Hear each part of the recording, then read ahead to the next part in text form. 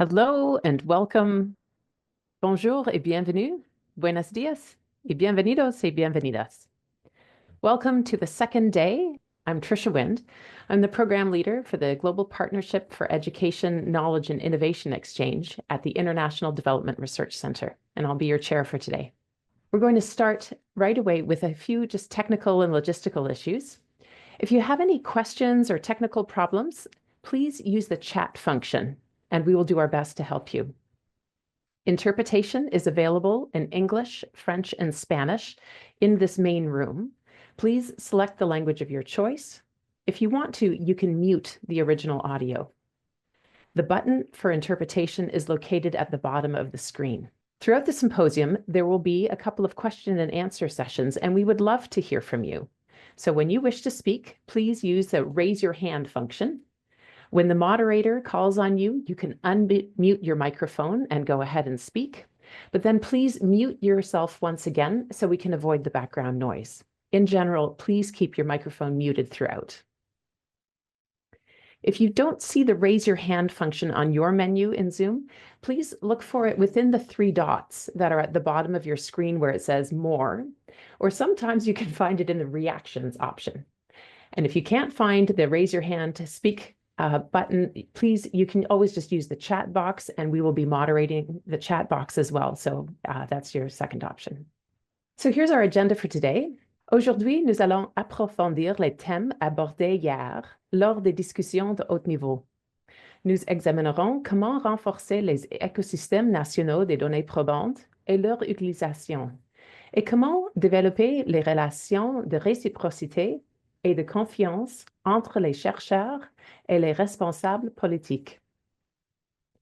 Yesterday, we heard a number of really important themes. We heard calls for research that is aligned to central priorities in education systems.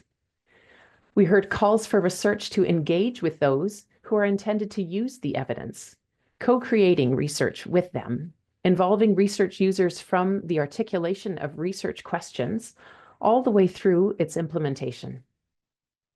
We heard calls for research to highlight the strengths, insight, and capacities of teachers, for teachers to be understood as sources of innovation, themselves doers and users of research. We heard calls for research to be done in specific contexts where challenges are faced and where solutions are best developed. We heard calls for research that not just develop and evaluates pilot programs, but research that's about impact at scale.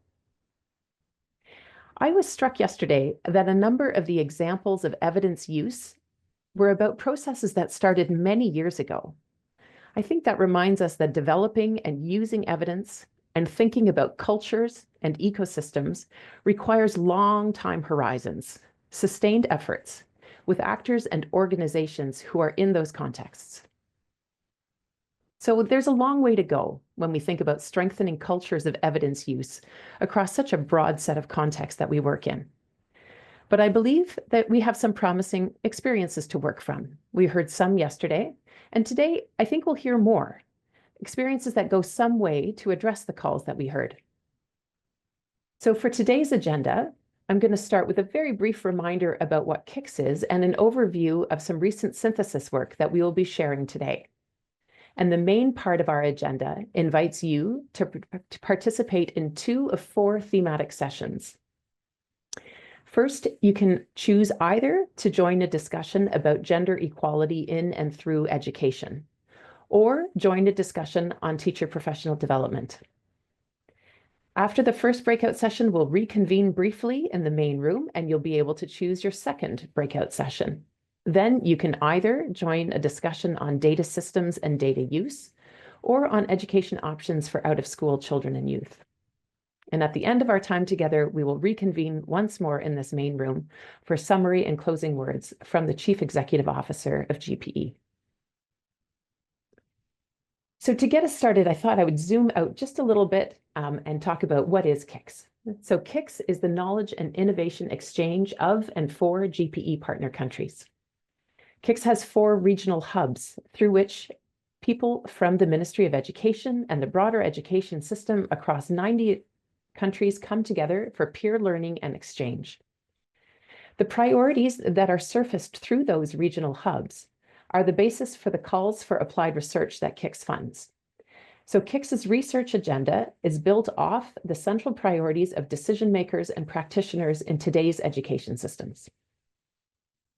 Over the last 4 years, KIX funded 41 applied research projects that start with a promising or proven approach to address a central priority, and they do research on how to scale impact of those innovations and in those contexts. The research is applied and engaged, often co-created with people in ministries of education, and engagement is built from the very early stages and throughout. The first set of research that KIX funded is now mature. And knowing that few people would have time to digest 41 different studies, we commissioned synthesis reports to raise up evidence and lessons from clusters of projects under key themes. The aim of the synthesis is to inform and influence education debates with Southern perspectives, and to summarize challenges and successes in scaling innovations in those areas. So in today's breakout sessions, we'll hear about 4 of the 5 synthesis studies. In each, you'll hear about the synthesis findings and have a chance to engage with a researcher and research user from one of the projects that's covered in that study. We'll also hear about GPE's broader work on that theme. And in each of the breakout sessions, we'll reflect on the broader theme of this symposium. What can we learn from these recent experiences about building stronger evidence ecosystems in general, about building relationships of reciprocity and trust between researchers and research use? La session sur l'égalité des genres dans et par l'éducation se tiendra dans cette salle principale et se concentrera notamment sur l'utilisation des résultats de la recherche au Pakistan. Cette session sera facilitée par José Luís Canêlhas, directeur du pôle KIX EMAP dirigé par NORRAG. L'interprétation sera disponible en anglais, en français et en espagnol. Si vous souhaitez participer à cette session, aucune action n'est requise. Vous devez simplement rester dans cette salle. If you would like to join the concurrent session on teacher professional development, you will have to join the breakout room. This session will have a specific focus on Tanzania. It will be facilitated, I think, by Yvonne Mboya, if she's been able to reach us. Otherwise, my colleague Margarita Lopez will be your facilitator. If it's Yvonne Mboya, who I hope has been able to join, she is the research and M&E consultant at UNESCO ICBA, which is a member of the consortia that facilitates the KIX Africa 19 Hub. The breakout session, unfortunately, will only be in English due to the limits of the technology that we have today. So once again, if you want to join the gender equality in and through education discussion, you don't have to do anything. Just wait a moment and we'll begin. And if you want to attend the TPD session, Teacher Professional Development, click on the breakout rooms and select Choose Breakout Room. There's only one available, the TPD, and you'll be moved there. When our time for this part of the agenda is finished, everyone in the TPD breakout room will automatically be brought back into this main session. Please bear in mind, you won't be able to switch between the breakout sessions, so just choose one. Finally, if you don't see the breakout rooms directly on your menu, please look for it in the More option. So now please make your choice. Either stay here and just wait for a moment for gender equality in and through education, or click on the breakout room for TPD. I wish you all very fruitful discussions. Now the participants for the TPD are being moved into the breakout room. Finally, the presenters are being moved into there. So, José Luís, I think we can start with this session, and Laurence, Freda, Mr. Khalid, and Rachel. So, José Luís, please go ahead. Sure. Thank you, Alejandro, and thank you also to Tricia for the introduction. So it's a pleasure today to facilitate this thematic session that is dedicated to presenting and discussing the work KIX has been supporting on gender equality in and through education over the past 4 years. We are building on the wonderful discussions held yesterday that focused on the overarching theme of this year's KIX Symposium, on how KIX can support and can contribute to the promotion of a culture of evidence and research use in policy, planning, and education practice in GP partner countries. In this thematic panel of today, on gender equality in and through education, we will have the chance to hear from those that, with the support of KIX, produce new knowledge in response to GPE partner countries' demands, looking into the results of a synthesis of a KIX research projects in this thematic area, as well as look into one particular KIX research project with a focus on Pakistan. We'll also hear from those that are using this knowledge to support their education work at the country level, and we'll learn from GP in this area. We'll offer reflection on both KIX contributions to this area and the overall GP work. Before we move into the concretes of the panel, a couple of quick words about this thematic area and the approach followed by the KIX EMAP Hub. So the KIX EMAP Hub is one of the regional hubs. We cover 36 GPE partner countries in Europe, Middle East, and North Africa, Asian Pacific, and the hub is hosted by NORRAG in Geneva. Similar to the other 3 regional hubs, gender equality and inclusion appears both as a cross-cutting theme in hub activities, as well as we design particular activities that have as a central focus addressing knowledge gap in this thematic area. All of the activities supported by the hub in the past 4 years in these and other thematic areas have responded to country demands that were communicated to the hub via the KIX national teams. Many representatives of national teams from our hub, KIX EMAP Hub, and other hubs are here today. And at the end of the panel today, I will share some resources to hubs work in this area.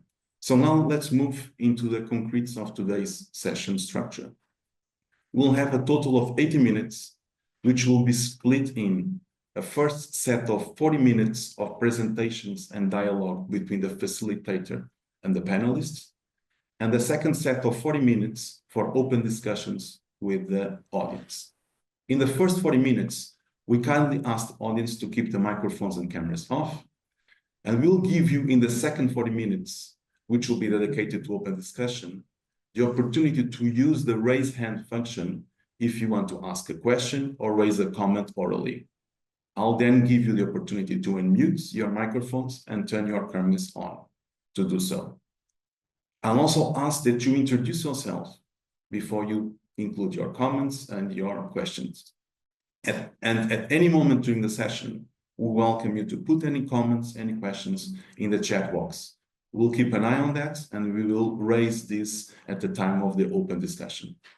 So let me now introduce and welcome our panel speakers for today. Laurence Uwera, Program Officer at the International Development Research Center, IDRC, will provide us with a headline of the KIX research synthesis in this thematic area. Then we'll have Freda Wolfenden, Professor of Education at Open University, who will present the results of KIX applied research projects, of one KIX applied research project with a focus in one country, Pakistan. We have the pleasure also to have with us Khalid Naeem, current member of the National Commission for the Rights of the Child in Pakistan, and formerly policymaker in Pakistan, having worked as well as advisor, consultant, and visiting faculty member, who will share practical insights on the engagement with the KIX research projects. And last but not least, Rachel Booth is advisor at Gender Equality and Inclusion Practice at GPE. Rachel will offer reflections on the presentations and also on GPE's broader work in this thematic area. All speakers will have 7 minutes for this first set of presentations. We want this panel to be an opportunity for a dynamic and lively session. From that, again, I remember, please use your chats, the chat box for questions and comments, and we will be providing you later in the session with opportunities for you to raise your comments and questions orally as well. We remind you that in this session, we also have interpretation into French and Spanish, which you can be activated in the bottom of your Zoom screen. So with no further ado, I'll give the floor to Laurence Uwera, Program Officer at IDRC, who will provide an overview of KIX key findings from a recent synthesis analysis on gender equality. Laurence, the floor is yours. Yeah, thank you, José Luís. I see the presentation is on. Yeah, thank you, everyone. I'm Laurence, Uwera as introduced. This presentation is about key highlights from research synthesis commissioned by KIX on gender equality in and through education. Next slide, please. Over the past 2 decades, we have witnessed tremendous improvement in access to education worldwide. However, systemic gender-based disparities in access to and quality of education, as well as school completion rates, remain for children of all genders. Girls and boys alike are deeply affected by entrenched gender roles and expectations that come with them.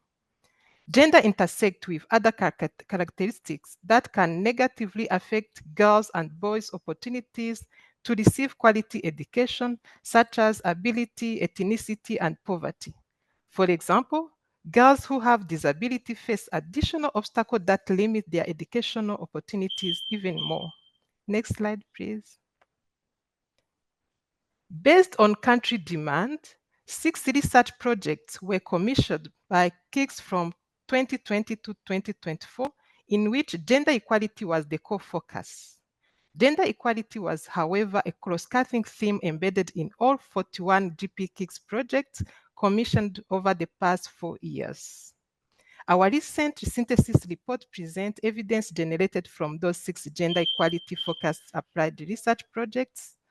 Those projects involved 20,000 based implementing organizations across 20 countries in Sub-Saharan Africa, South and Southeast Asia, and Latin America and the Caribbean. Our synthesis report informed regional and global education debates by highlighting important new knowledge and findings about innovation and approaches for addressing gender inequalities. Next slide, please.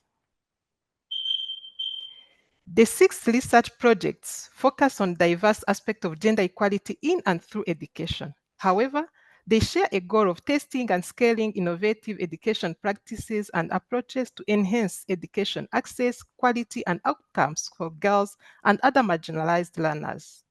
Our synthesis report synthesized the findings thematically as follows.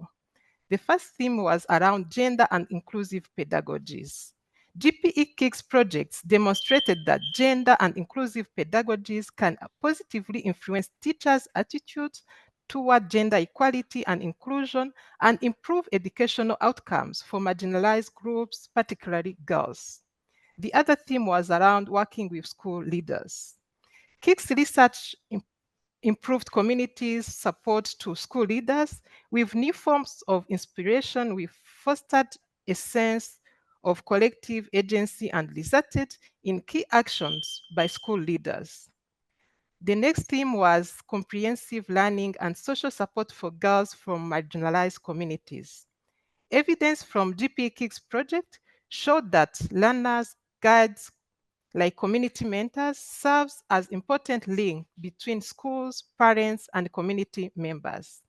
We had also a theme around gender norms and education, whereby projects showed that deeply entrenched gender norms continue to shape children's educational experiences and outcomes, and their influence is often much stronger than that of formal policies. The other theme was around school-related gender-based violences, and KIX research enhanced participant ability to recognize different forms of school-related gender-based violences, but also deepened their understanding of the problem and facilitated the development of tailored, locally relevant solutions. Last but not least was the theme on education technology for inclusion. It was found that education technology has the potential to support inclusive pedagogies and assist marginalized learners. Next slide, please. The project generated new insights and lessons that can inform future efforts to develop, test, and scale gender-responsive education models, ensuring they are sustainable, contextually relevant. Some of those lessons resonate with that we have had yesterday on day 1 of the symposium as key enabler of evidence uptake. GPE KIX projects stated the importance of aligning, scaling efforts with national education policy and plans. investing in early, ongoing, meaningful, and inclusive knowledge mobilization with education stakeholders, considering country-specific dynamics in scaling efforts, seeking out diverse funding sources, leverage existing resources and infrastructure, prioritizing awareness raising and capacity strengthening of national and local stakeholders on gender equality and inclusion. Next slide, please. Our synthesis report highlights that for sustainable and transformational change, interventions concerned with addressing gender equality in and through education must take a whole of systemic approach that focuses on changing inequal structures, gender norms, and the policies so that the underlying causes of gender disparities can be addressed. Some recommendations for policy and practice have emerged from the GP-KIX project as follows. At the individual and household and community levels, we had the following recommendations like building a collective commitment and establishing strong partnership between school and families and communities would be recommended. Also, it was recommended to tailor interventions to empower girls and marginalized learners. At the educational and institutional level, the recommendation was to implement throughout gender-responsive training for teachers and school leaders. It is recommended also to integrate gender equality into schools' core leadership practices, and also to challenge gender norms embedded in curricula and teaching practices, as well as creating safe and inclusive schools and environments. At the policy level, it is recommended to pioneer policy change by holding capacity strengthening activities and establishing multi-stakeholders research committees to engage government representatives. Many projects were successful in pioneering the changes and saw the uptake of the evidence of their research. This was the case in Pakistan, where the school leaders as agents of change project took place. Freda will be presenting more in depth the result of this project that is featured in our synthesis report. But if you want more information on our GP-KIX synthesis work, we invite you to visit our website on the section of library, and the French and Spanish version of the report and briefs will be shortly available. Thank you very much. Thank you very much, Laurence, for providing us an overview of the synthesis of the 6 research projects that KIX has supported in this thematic area, and also for highlighting the different strategies and the different levels that we need to address when trying to strengthen gender equality and inclusion in and through education. Now it's my pleasure to give the floor to Freda Wolfenden, Professor of Education at the Open University, who will share insights from the KIX Applied Research Project that worked to scale the impact of evidence-based gender equality and inclusion models for school leaders in Pakistan. Freda, the floor is yours. Thank you very much. Good morning, good afternoon, good evening to everyone. As you've heard, in the next few minutes, I'm going to share a few insights from our KIX Applied Research Project.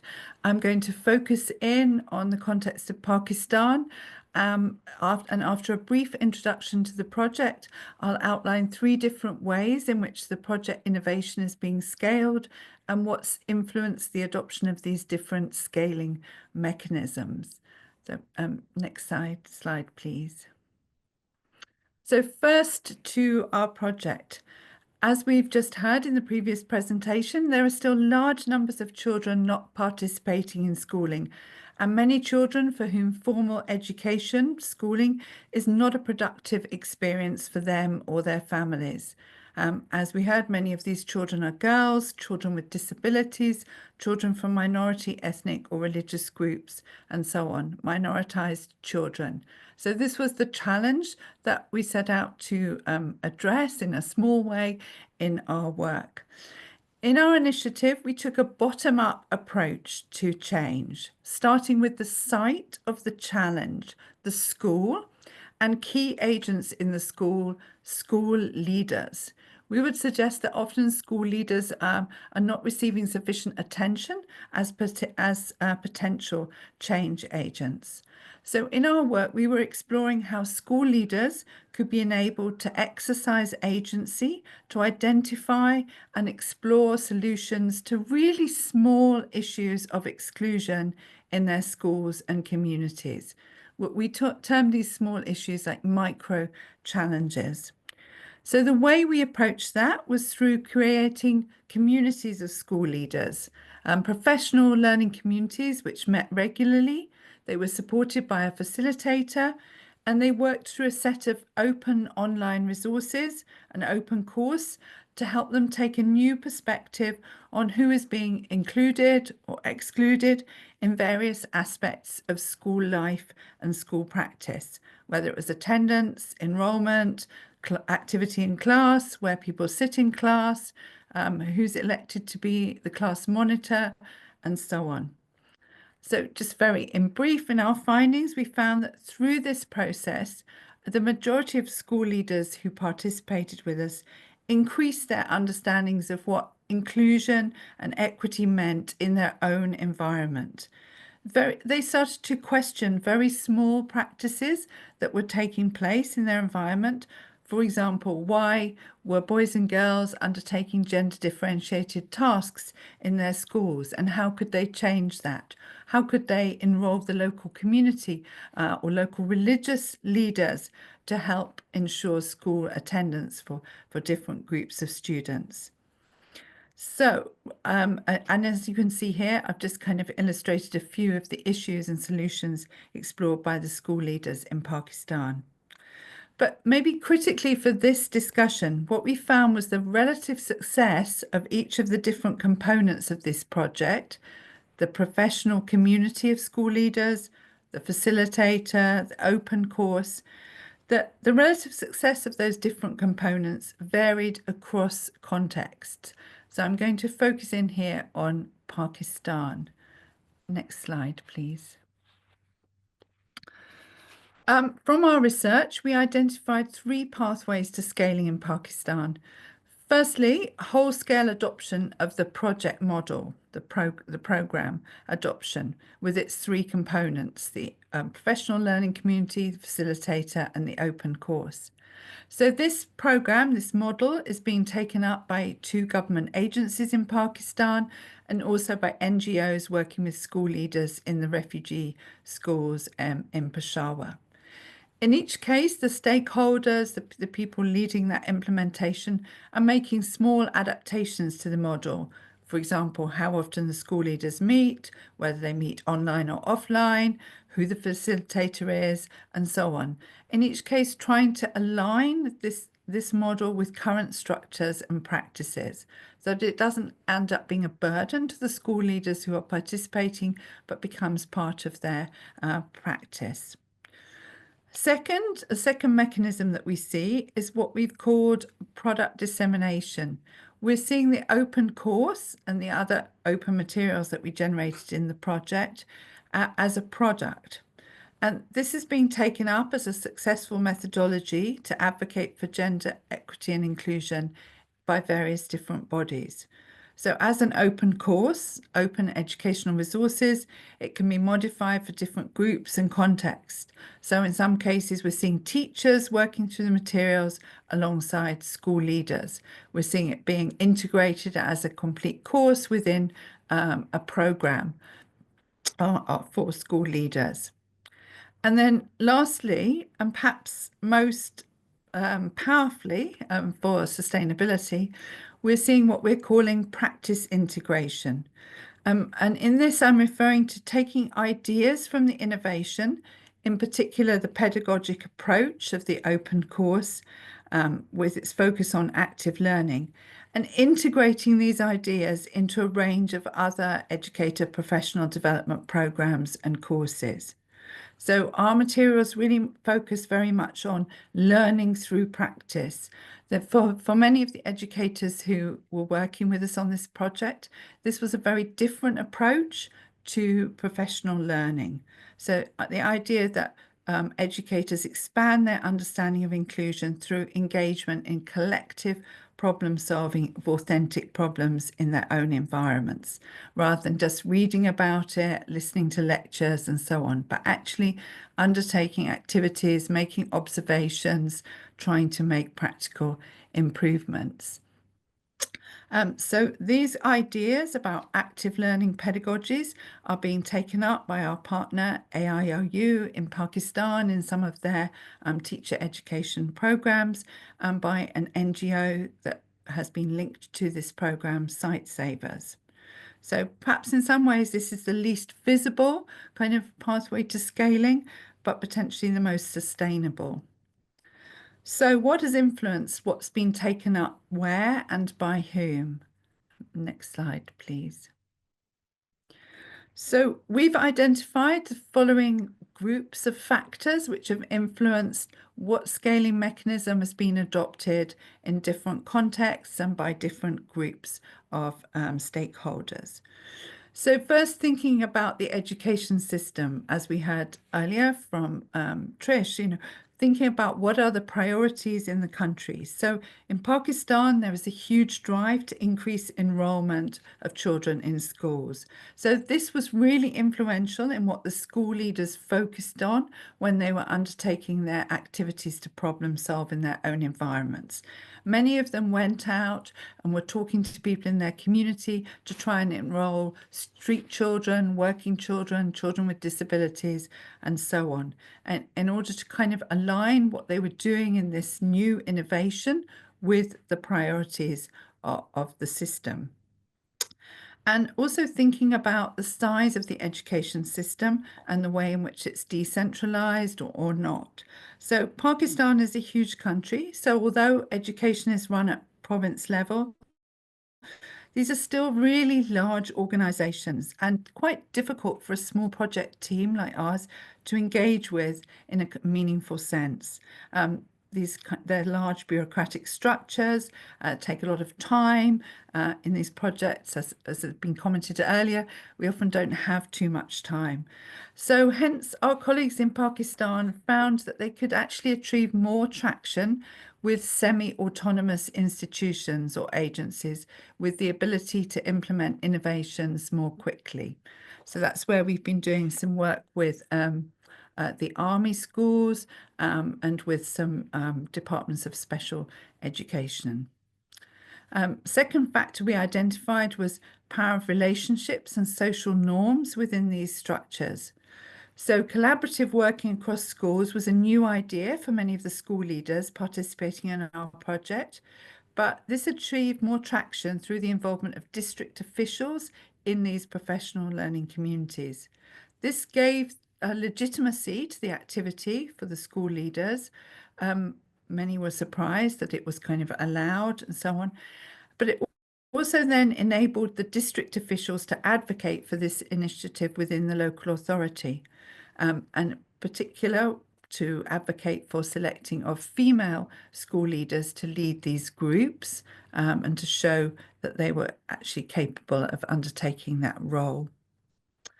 And then thirdly, I really want to kind of emphasize the importance of professional capital, drawing here on the work of Hargreaves, combination of human, social, and decisional capital.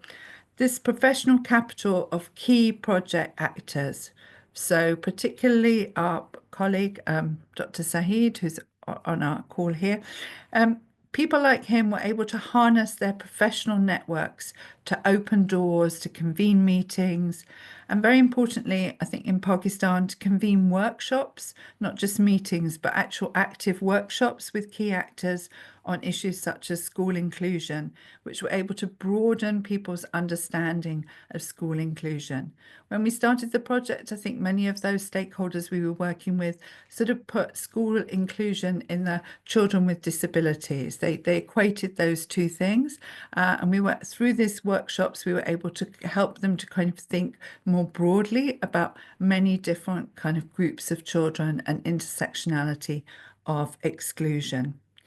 And then lastly, positioning of the institutional partners involved in the research. So In Pakistan, we were very fortunate to be working with AIOU, the largest university, which has a remit to work across the country, has excellent relationships with government, and this really helped us to kind of extend out and build different kinds of relationships.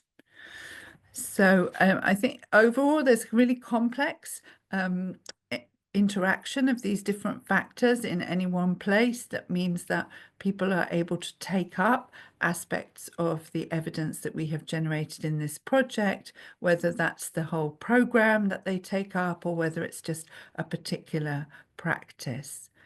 So final slide, thanks. So here, just here, shared a link, a QR code to our website where you can look at the report for more detail on what we've been doing, and perhaps also have a look at the open course, which as it's open materials is available for anybody to have a look at and use, translate, adapt, and so on. Thank you. And thank you, Freda, for such a wonderful overview of the work of the KIX research project in Pakistan, the experience of working with community of school leaders, the reality of the work and the challenges you faced, looking at the enablers, the barriers. I think it was very enriching.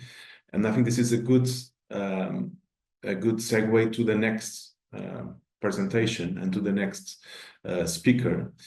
So we have learned now so far of knowledge that KIX has helped to produce. But now let's hear from perspectives of those who have used KIX research. Dr. Khalid Naeem is a member of Pakistan's National Commission for the Rights of the Child and previously was a policymaker. So we are happy to hear your insights, Dr. Naeem, on your practical engagements with this KIX project, KIX research projects.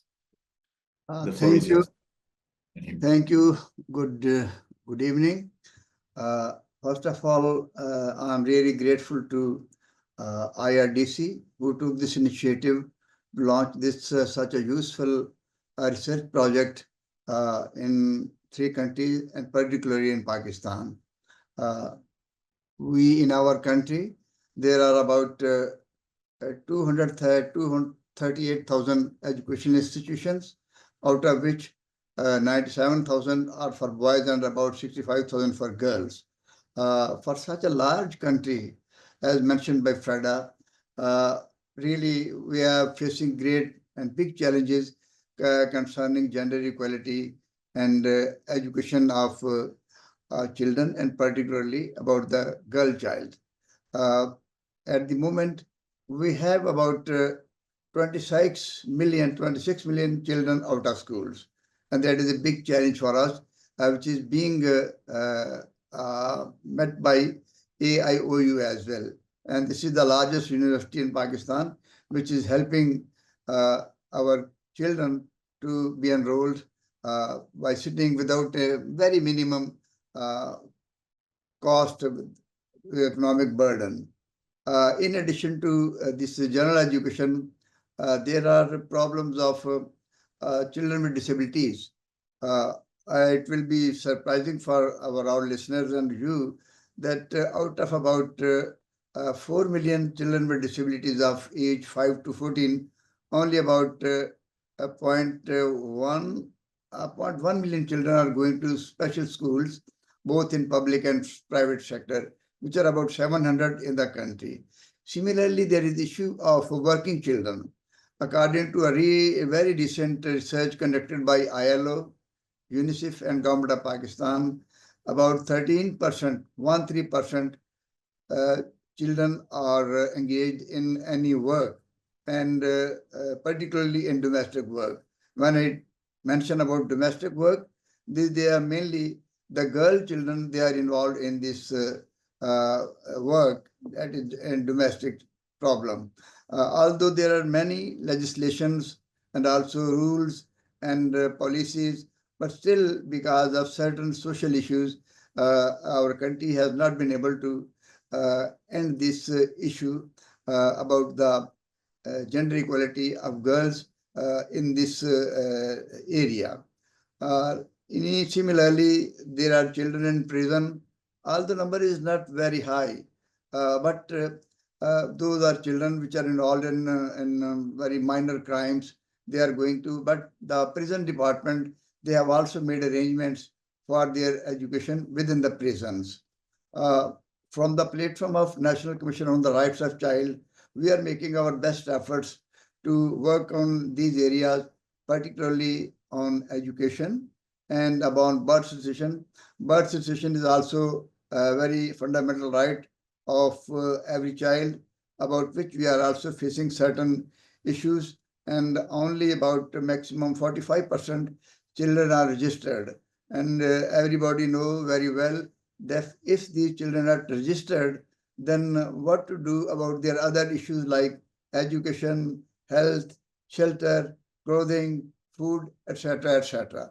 So we are making all our efforts with the help of international agencies, particularly from UNICEF and ILO, and very recently from the platform of UNDP. We are working for all these children in the areas, mainly in the area of education. We are also involving corporate sector from our Pakistan for Business community, from the philanthropists to come forward and work in these areas, so that this gap of enrollment of children could be just met with these efforts. And the National Commissioner of Rights of Child is working closely with the AIOU, and we also had a detailed meeting with the team, Freda, Dr. Zahid, and two other persons who came to our office. We had detailed discussion, and we hope that in future we will be collaborating with this research team, and I'm sure this project will be extended. And when this is extended, then we will work with more vigor and more interest to work on these areas. And I'm sure that with the help of IDRC, this work will help us in sending our out-of-school children out-of-school children to the educational institutions, both in the public and private sector. These are the few comments from National Commission on the Rights of Child. Thank you very much. Thank you, Dr. Naeem. Thank you so much for remembering us of the size of the challenge of addressing knowledge and practice changes in gender equality and inclusion in countries such as Pakistan. Remember us also of the intersecting inequalities that are so common when we think about gender equality, how they intersect with other inequalities like disability, location, youth unemployment. And we hope to continue to hear from you in the next sets of the session. And now it's time to hear as well from GP's broader work on this thematic area. Rachel Booth is advisor, gender equality and inclusion practice at GP. Rachel, the floor is yours. Thank you so much, José Luís. And thank you so much for the presentations so far. They've been really fascinating, and it's great to hear how all of this work is going on and where it's being applied. So thank you for this opportunity. So I'm just going to reflect a little bit about the presentations and then have a little bit of time sharing a little bit about GP's broader work on gender equality and inclusion. So yeah, just a little bit about the projects themselves. I thought it was really interesting to hear how this evidence generation is really translating into action and budget changes and delivery, and then this evidence again from the delivery is being fed back up into the policy change. I think it's really interesting how this sort of iterative process and the importance of all of these aspects being connected and the relationships that happen between these phases, from evidence generation to policy change to the rollout and delivery and so on. It's really key to reflect and recognize how much we depend on those interpersonal relationships at each of those points. So in terms of the Pakistan project, it was really great to hear about the focus on the practitioners, the school leaders, the people in the schools who are really making education environments inclusive and education suitable for all. And some of those aspects that Freda was mentioning about the mindset change, how important it is to enable time to practice, revise, test, these practices, and so people were able to integrate these practices into their day-to-day work. But this takes time for them to really engage and see the benefits and the impact of the adaptations that they're making. So it's really helpful to hear what that sounds like in practice. And Laurence and Freda also both mentioned the importance of diverse local level stakeholders, bringing committees, religious leaders, parents and managers along on this attitudinal journey together, how important it is to really make sure that everybody is engaged and on the same page and is understanding the objectives of programs and what we're trying to do when we're aiming to address gender equality and inclusion in all those different dimensions. Another aspect is about capturing and maintaining complexity. I think sometimes when we're thinking about evidence generation, there's a lot of times where we think about solutions to gender inequality, and we have a tendency to reduce evidence into these bite-sized solutions. But I think it's really important to maintain this breadth of understanding and not try and resist being too reductionist or skip that vital step of establishing local ownership and translating evidence into policy change and rollout. To have that engagement, that local engagement phase, is so key and cannot be skipped. It's also really important when we're thinking about issues of intersection with an intersectional lens. As Dr. Naeem was also pointing out, the variety of girls and boys that we often engage with is really, it does take time to really engage with what the particular issues are. And when we're thinking about intersectionality, it's very easy to try and put girls and boys into two different buckets, but trying to maintain that breadth of understanding and the diversity of education engagements is really key in this element of applying evidence to rollout and to real change on the ground. The last element to highlight is about mutual accountability. So again, all of the speakers were highlighting the various roles of different actors mentioned in their various different projects that we heard about, and the unique roles that everybody plays in promoting gender and inclusion within education. But we also have a role to play in holding others to account. So a lot of this is through personal relationships. We've heard mention of that already, and encouraging others to play their part with the unique positions that they hold, which will have quite a different interface to others. So really making sure that those relationships and that dialogue is encouraging each other along with our responsibilities as well. So in terms of GP's broader work on gender equality and inclusion, I'm not sure how many of the listeners are familiar with GPE, Global Partnership for Education, which is a fund and a partnership.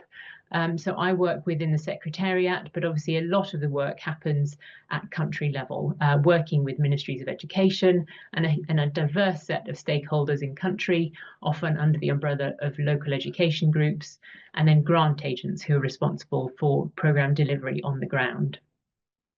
So we've seen a lot of programs coming through the system lately, and we're being really encouraged to see how many of the GPE grants are included really targeted gender components, but also about gender and a growing amount of inclusion being featured as cross-cutting features in program reform areas as well, from teacher training to leadership support and curricular reform, but all of them making sure that they are including an element of gender and inclusion within their program design elements. So that's been really encouraging to see from our perspective.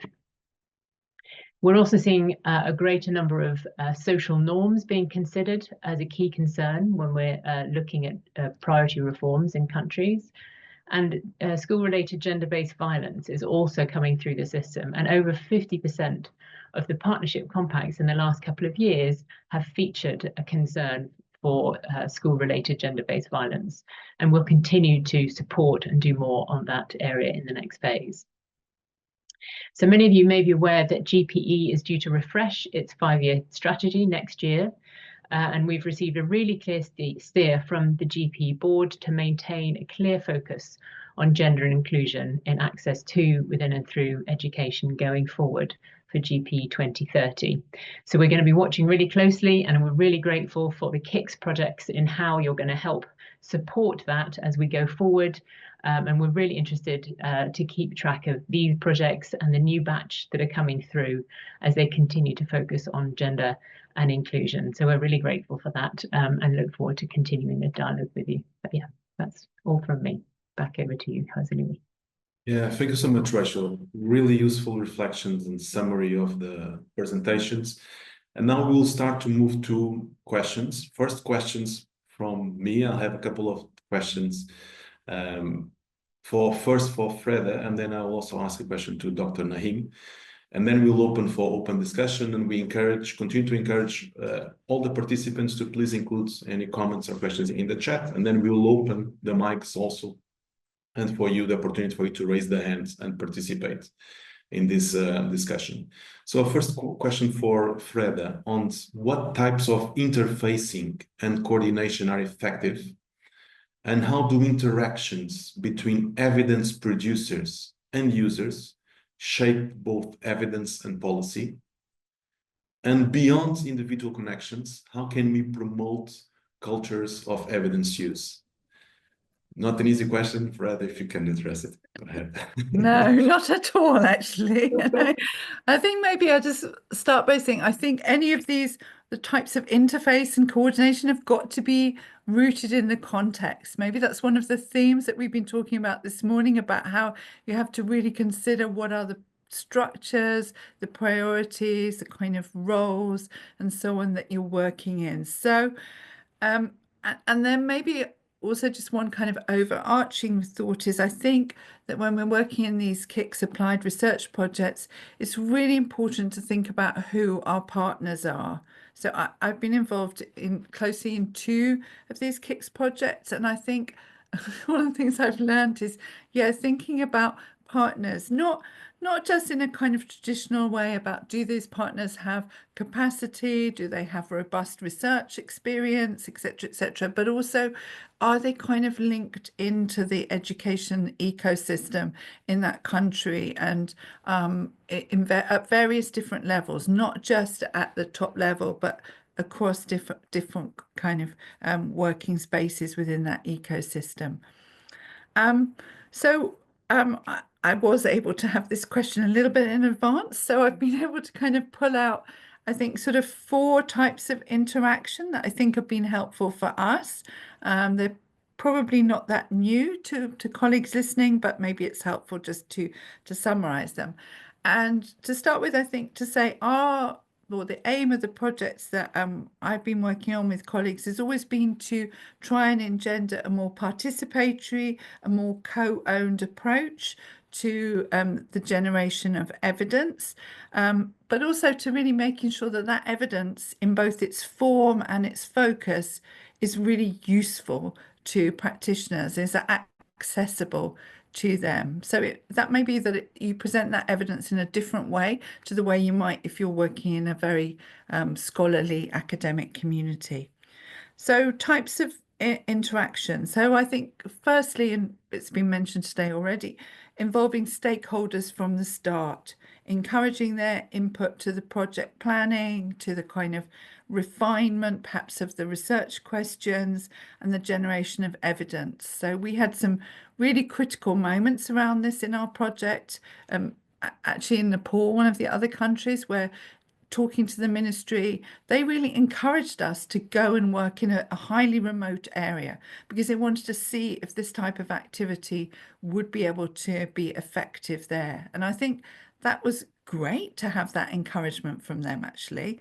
It meant we had to restructure a bit of our project and our finances, but it meant that they felt they had some ownership of what we were doing and we were producing something that would be more useful to them. So I think my first point would be kind of make sure you start those interactions really at the beginning. But then also this idea, which I referred to before, about involving stakeholders from all across the system, from different levels. So we often hear lots about talking to kind of senior colleagues in different parts of the system. But I think for us, one of the most powerful things in our work was this involvement of district officials, of people at the lower levels. They're not less important just because they're working at the lower levels, but they're really, really important. Having the district officials in Pakistan involved in the professional learning communities with the school leaders, as I said earlier, both gave kind of legitimacy to that work. but it also really sensitized those district officials to success stories of their own school leaders. Yeah, and they were able to take pride in that. These were people who are working in their area. And something we haven't really been talked about very much in this session is the kind of importance of having female school leaders and female teachers. So in particular, these district officials saw the success of female school leaders, and then they were able to advocate for kind of a promotion of more female school leaders, which is they're not necessarily that prevalent in Pakistan.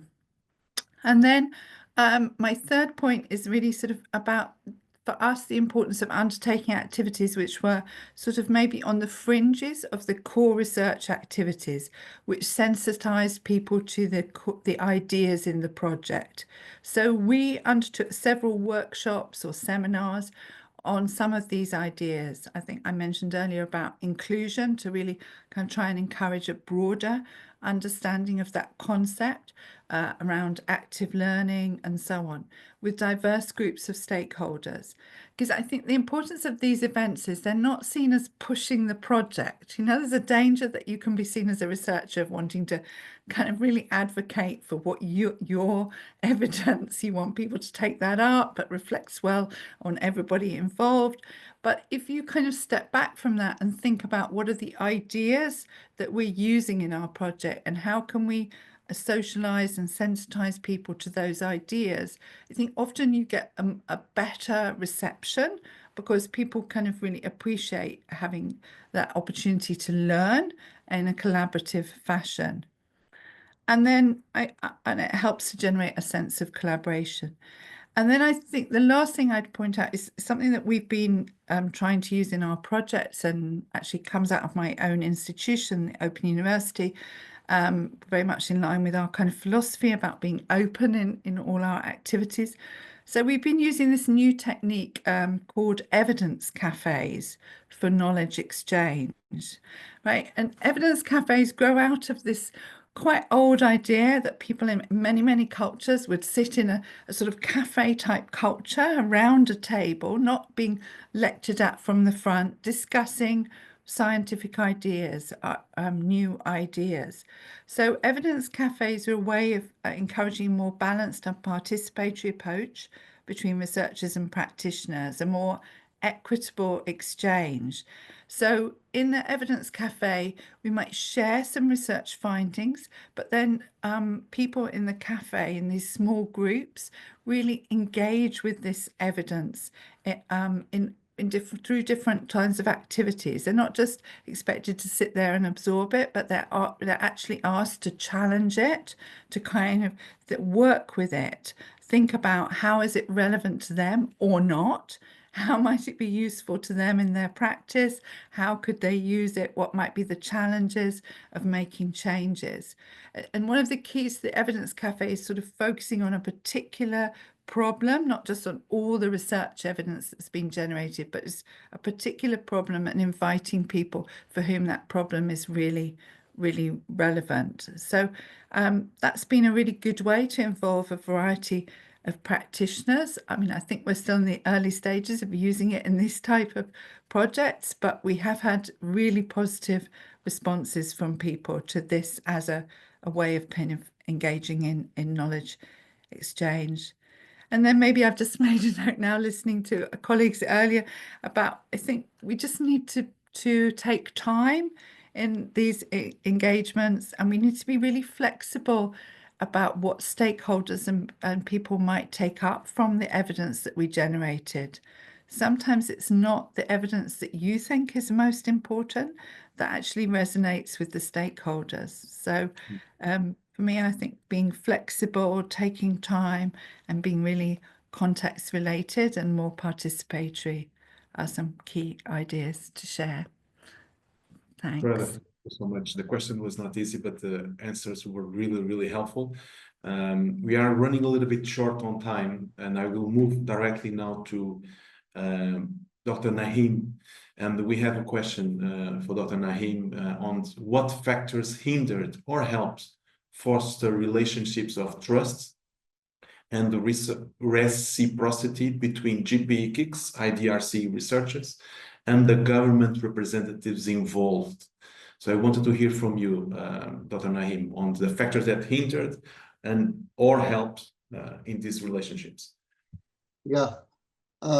Regarding factors, before speaking on this, I would like to appreciate the interest of GPE in selecting my country to conduct this research, which will definitely help us in removing various factors. When talking about other factors, my country is facing problem of high rate of population growth. You must be knowing all that we produce about 5 million children every year, which increases our burden particularly about education sector as well. Already there are 26 million children out of school, and when we add 5 million children every year, that becomes a big challenge, and which is also a factor to move further in this head. Various factors, the researchers, when they identified various stakeholders of stages 1, stage 2, and stage 3. Now, this factor will just make help to improve our this issue. Then we have allocation of financial allocation, which I can say that both from administrative and financial aspects, because these are not planned well, so that is also a factor which hinders our development in this area. You can say it a bureaucratic challenge as well.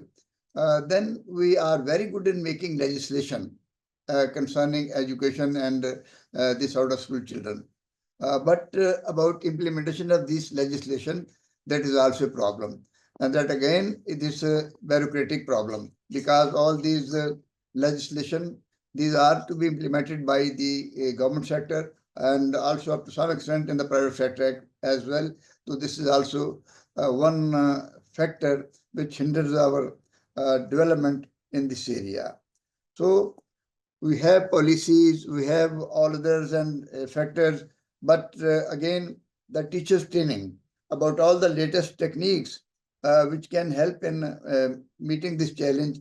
Those teachers, they need to be trained about all these issues mentioned in the latest, like international conventions, covenants. They need some training in these areas. And particularly about the girls' education, again, we need their mobility and their accessibility. There are certain areas which are, you can say, hard areas, like mountains, like rural areas, and also about the hard areas. There is this accessibility the problem. So many girls, they feel problem, and this is also one of the factor that they can't reach to their education institutions.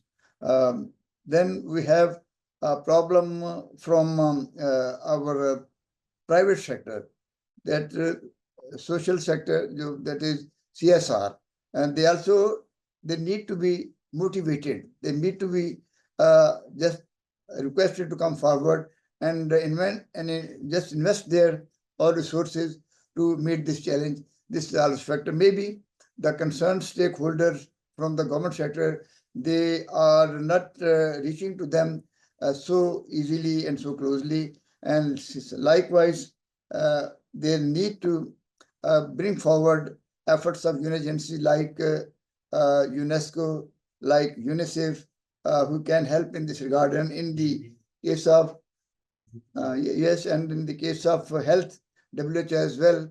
And this organization, GPE, I hope through this challenge, through this research, GPE has been able to understand our issues in this area. So I'm confident, and with our future collaboration of my department, National Community Rights of Child, and with the help of GPE, we'll be able to move ahead to meet this challenge. These are a few factors which, if met properly, with the adequate planning, we can address this issue quite at reasonable level. Thank you. Thank you, Dr. Naeem. Thank you for sharing your views on exactly the status of these relationships and the need to continue to nurture these relationships as well. Now we are moving to the open discussion. We had someone who had raised the hand, Meshach Misoy. I don't know if you want to unmute yourself. And we'll ask you that once you do so, you please introduce yourself and then ask your question. So, Meshach Misoy, if you want to raise your question.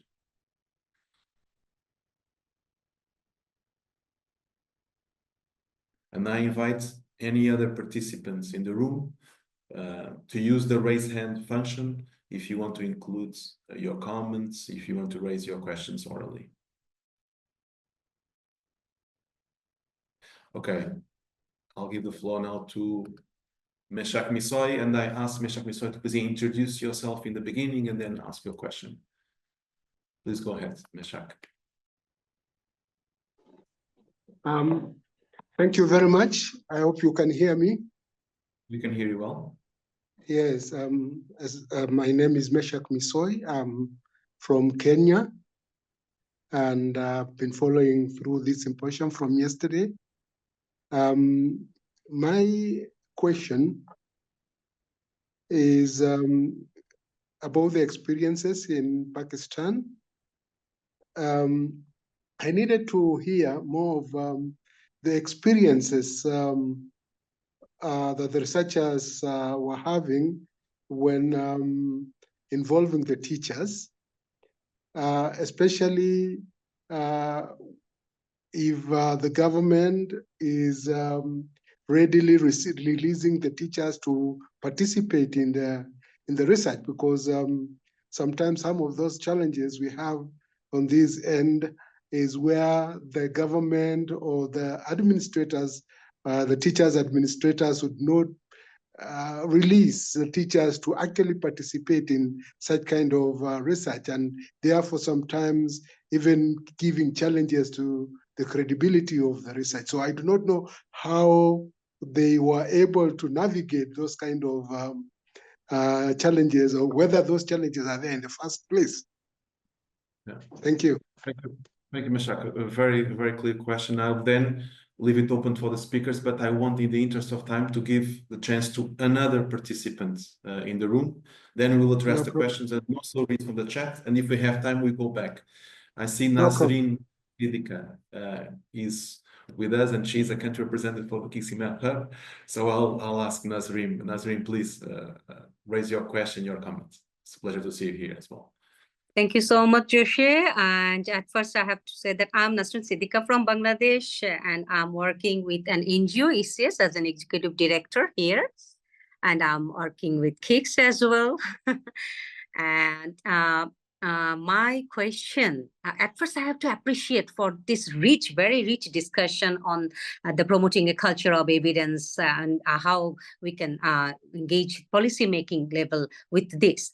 So I heard about the professional learning community, PLC, from the discussion. So for the last 12 years, we are trying to introduce this concept in our education system, in schools and other places. So I want to know that how Pakistan could engage this PLC model, PLC procedure with their education system, and how did they convince their policymakers to introduce professional learning community in school environment? Thank you. Over to you, José. Thank you, Nasreen. So now let's move to the speakers. I think maybe Freda, would you like to kickstart in addressing? They seem like questions that are very directed to specific presentation. Go ahead, Freda. Thanks. I mean, I think the both questions that we've got are kind of related to thinking about how you work with governments to get permission or approval to undertake, for the school leaders in our case, but maybe teachers in other cases, to participate. I think that takes a long time. That takes a lot of work, a lot of kind of negotiations with governments. You need to, with different kinds of authorities, depending on the structure. And you do need to kind of work with them to be saying that this isn't going to disrupt or kind of distract from other things, but is going to actually, I think, as we said before, kind of help deliver on strategic goals for the education system. So in all the contexts that we worked in, just to reply to our colleague from Kenya, we did get permission for teachers to participate. As a researcher, that I will be honest, that permission is not always unconditional.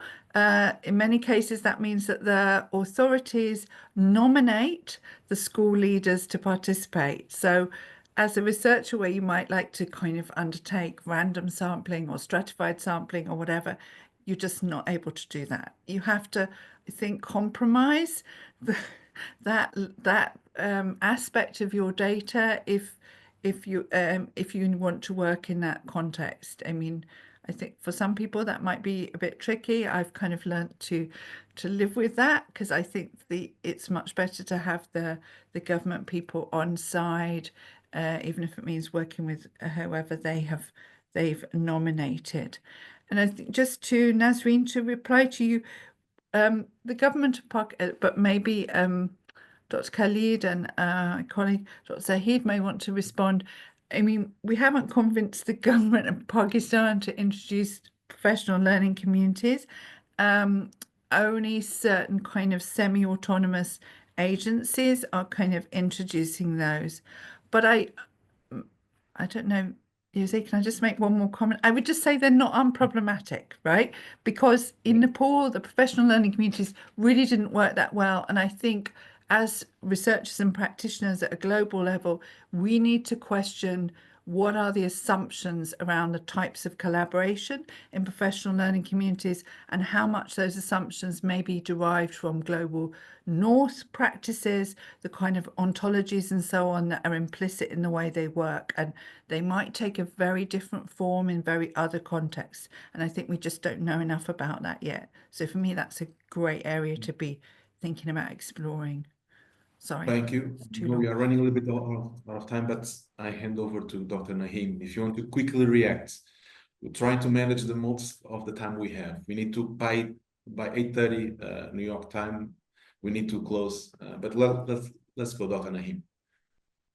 Yeah, about this, we have been able to motivate, convince the community, and they are very, very big NGOs. Particularly, I can mention role of, there is one Zindagi Trust, and they are working a lot concerning teachers training and also opening up new schools.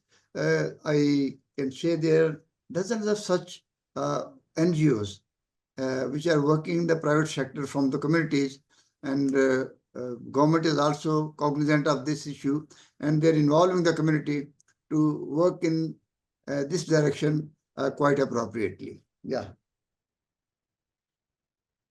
Thank you, Dr. Naeem, to be succinct. Now I think it's a good time. I know people have raised their hands, but we have questions from the chats for some time ago. So I hand over to Tricia Wins to please read some of those questions that we can address them. Please, Tricia.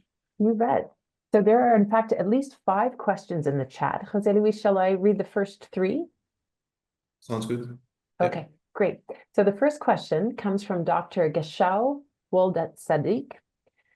The question is, what is your strategy to address gender or educational inequalities among pastoralist communities if pastoralism is largely mobile in terms of lifestyle and being far from formal education? Is that the focus in your project? The second question comes from James Natia Adam of AFC, that's Associates for Change from Ghana. A question directed to Freda. How has social norms changed from the scaling up mechanisms that your study identified? And then the third question is from Dr. Molou. Comment transformer les résultats de recherche globalement en politique publique localement? If it's easier if I repeat that one in English. How can research findings be transformed globally into public policy locally? We start by the first one, and I ask each speaker to take 1-2 minutes max, so that we can still see if we can make another round and give the floor to one of the speakers that have, one of the parties that has raised their hands. Who would like to start with the first question? Dr. Naeem, I know you are unmuted. Would you like to start and address the first question? Yes, about this group of community, very little work has been done in our country. They are nomads. They are not in very big number, but there are some non-formal education system which is run by the government. There is one department, non-formal education department. They are making efforts to provide some education facilities to these nomad groups, which are main problems with them. They are not at one place. They move from city to city. They move from, you can say, from this weather in summer they're in one place, in winter they're another place. So that's why there is no any continuity or sustainability in the system. But however, government and some of the NGOs, they're working for imparting education to this segment of the society. Yeah. Thank you, Dr. Naeem. Very clear. Let's move now to Freda to comment on the question about social norms change during the scaling up. Sure. I think the answer to that question is twofold. First of all, how do social norms influence the scaling mechanism? And I think I just referred to that a minute ago. You know, Nepal, where we didn't have that much success with professional learning communities because there are such strong hierarchies of more experienced, less experienced school leaders kind of finding it difficult to engage in a more equitable discussion. So we then, in Nepal, we really moved to the scaling of just the open course and the practice change, the different models. And then just to say that, in a way, how does the project and the scaling influence social norms? I think that was most dramatic, I would say, when working with the communities in Peshawar, where when at the start of the project, male and female school leaders would not want to participate in the same community. They didn't want to be in the same space. But through the skills, amazing skills as facilitators, they actually, the women in particular, developed confidence and became more comfortable working in these mixed groups. And there was a lot of sharing. So I think we have quite a bit of evidence about how profound that was for those school leaders, particularly the female school leaders. I hope that's a little flavor. Yes, thank you. We are running out of time, but we have exactly 6 minutes until the other thematic breakout room goes. And now I would like to give the floor to both Laurence and Rachel. The question is more general on how can we transform global research into national public policies. It's a more general question. Who would like to go first, Laurence or Rachel? 1 minute, 2 minutes max responses to this one. Yeah, let me start first. Actually, it was mentioned by previous panelists, the co-creation and involvement of key stakeholders at the onset of the project, a research project implementation is key. Starting by involving key stakeholders and responding to the needs, especially when it comes to government officials at the global and national level. Addressing the needs key stakeholders are having by the research will facilitate the uptake later on. Thank you. Thank you, Laurence. Yeah, just to add to that, from the GP Secretariat point of view, translating global research into sort of local implementation, it's something that's embedded thoroughly into the operating model of the GP practices. So within the early stages of partner engagement and the compact establishment, there is a phase of collating data and evidence to support priority reform, and that's something that is looked for and encouraged, and really a key part of that generation of the priorities made by country teams and by the local education groups is that integration of evidence and learning to inform those choices at a country level. So it's something that's really embedded, and a lot of these projects we do highlight and bring forward For example, the Faraway project that I know is a KIX project as well, looking at gender responsive pedagogy is one that I'm always quoting and referencing whenever we're thinking about teacher education and so on, and curricular reform is often one that comes up and is part of the debate, just to give you just a snapshot of an example. But yeah, it's something that's really embedded into that process. So yeah, hence why these kind of evidence opportunities and forums of practice are so key to help inform that policy process. Next. Thank you, Rachel. I'm going to give the floor to Patrick, who has been with his hand raised. Patrick, the floor is yours. 1 minute question. Let's try to make this final round. Patrick, go ahead. Right. My question has got to do with the discussion on the area of Pakistan and the educational measures that have been taken there. But I just want to know from the presenter whether it cuts across the entire country of Pakistan and in relation to their culture in areas like the Peshawar region, where did a master's in the area of education in such areas like Peshawar region in Pakistan, right? So in reading some of the materials from there, I just want to know whether what they are discussing is across board the entire country or such selected regions in Pakistan. Thank you, Patrick. So who would like to answer this? Okay, Dr. Naeem, I see you are unmuted. Please go ahead. Question is not clear. If speaker, if the question could be explained, it's not clear to me. What is question? Can you repeat again, Patrick? Sorry, for me the sound was also not very clear. Can you repeat again? Sorry, Patrick. Okay, so can you hear me now? Is it clear? Yes. Yeah. Yeah. Yes. The educational measure that is being operated within Pakistan, that is trying to share with us right now. My question is in relation to culture, and its impact on the generality of people who are available for education in Pakistan. Is it across the entire country or in some selected areas of the country? Yes, that's what I want to know. Okay, thanks, Patrick. I think it's clear. I don't know. I think Freda yes, all education facilities which these are provided to the entire country, not to the selected areas. In urban areas, in rural areas, in far-flung areas, but sometimes because of certain, you can say, geographical conditions, there may be some problem in reaching to those areas. But facilities are there, even for far-flung areas like northern areas, in all these, even I can say, with the very, you can say, with some areas where there is some ethnic problems, schools are there. Everywhere there are schools. And we have, as mentioned earlier, we have about 172,000 schools all over the country, and which are spread over everywhere, irrespective of any selected areas. That is not considered.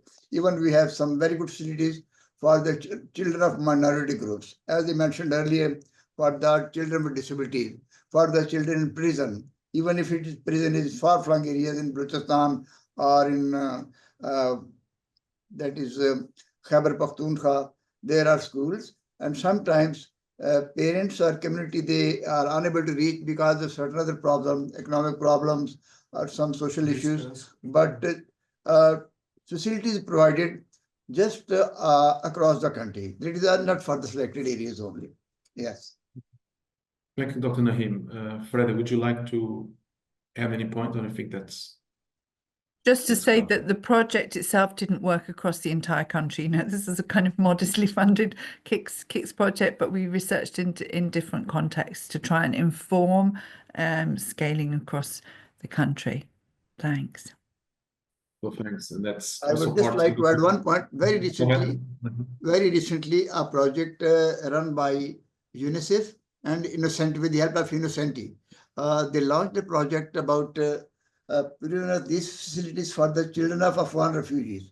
That was in Peshawar, and that study has just been completed, and results are coming up. But it was a very good study. That means that we try to reach to all out of reach people. And that was in quite difficult areas where the study was conducted. That was done by UNICEF, UNICEF, and my department, that is National Commission on the Rights of Child. That is just one example and very recent. GP also, they reached to those areas. That's I know, I remember. They also reached to Afghan children, yes. Thank you, Dr. Naeem. Thank you to all the speakers. It was a very engaging session. There were a lot of interesting questions in the chat that we did not have time to respond. I see the other breakout room already finished as well. This is a discussion in progress. KIX is also work in progress. We'll continue to address knowledge leads from GP partner countries. And let's continue to learn more from other thematic areas. I hand over to Tricia Wins, who will share and introduce the next thematic panels. Thank you, everyone. Thanks. So welcome, everyone. You are now back in the main room.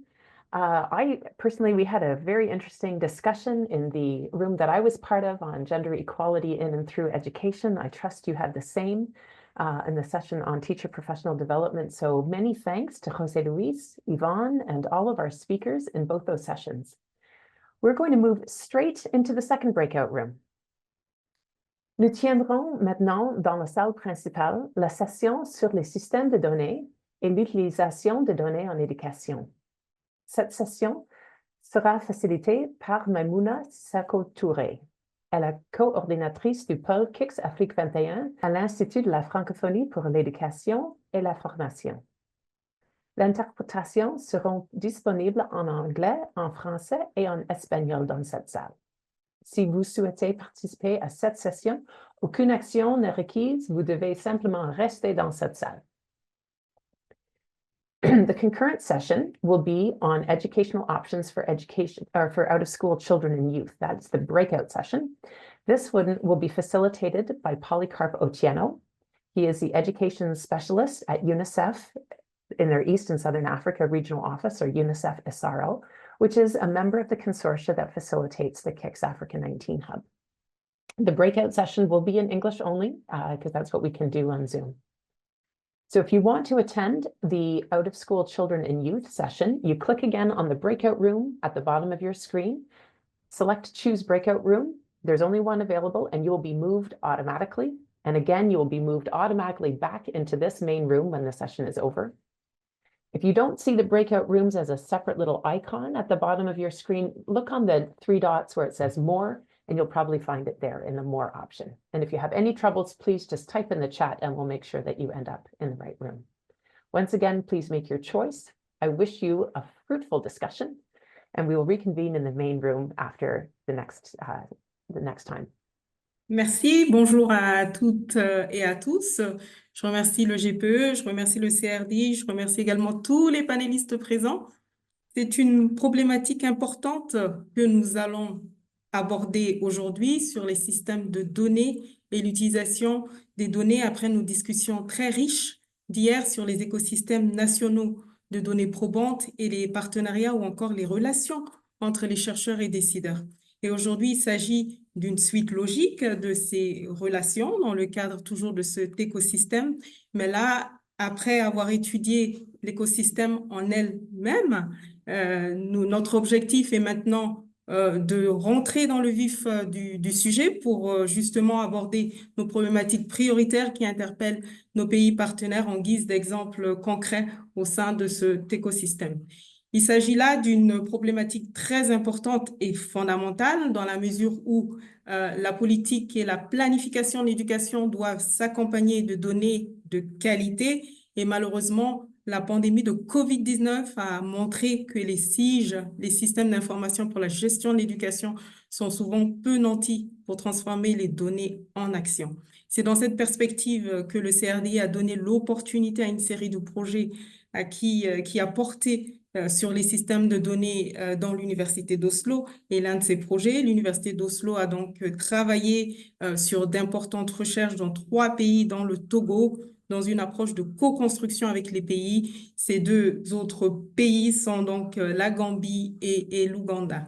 Mais aujourd'hui, nous allons mettre l'accent sur le cas du Togo. Il faut le dire, il s'agit également d'une problématique qui interpelle nos différents pays partenaires du pôle KIX Afrique 21, une problématique à la fois centrale et fondamentale pour toute la région francophone et lusophone du KIX.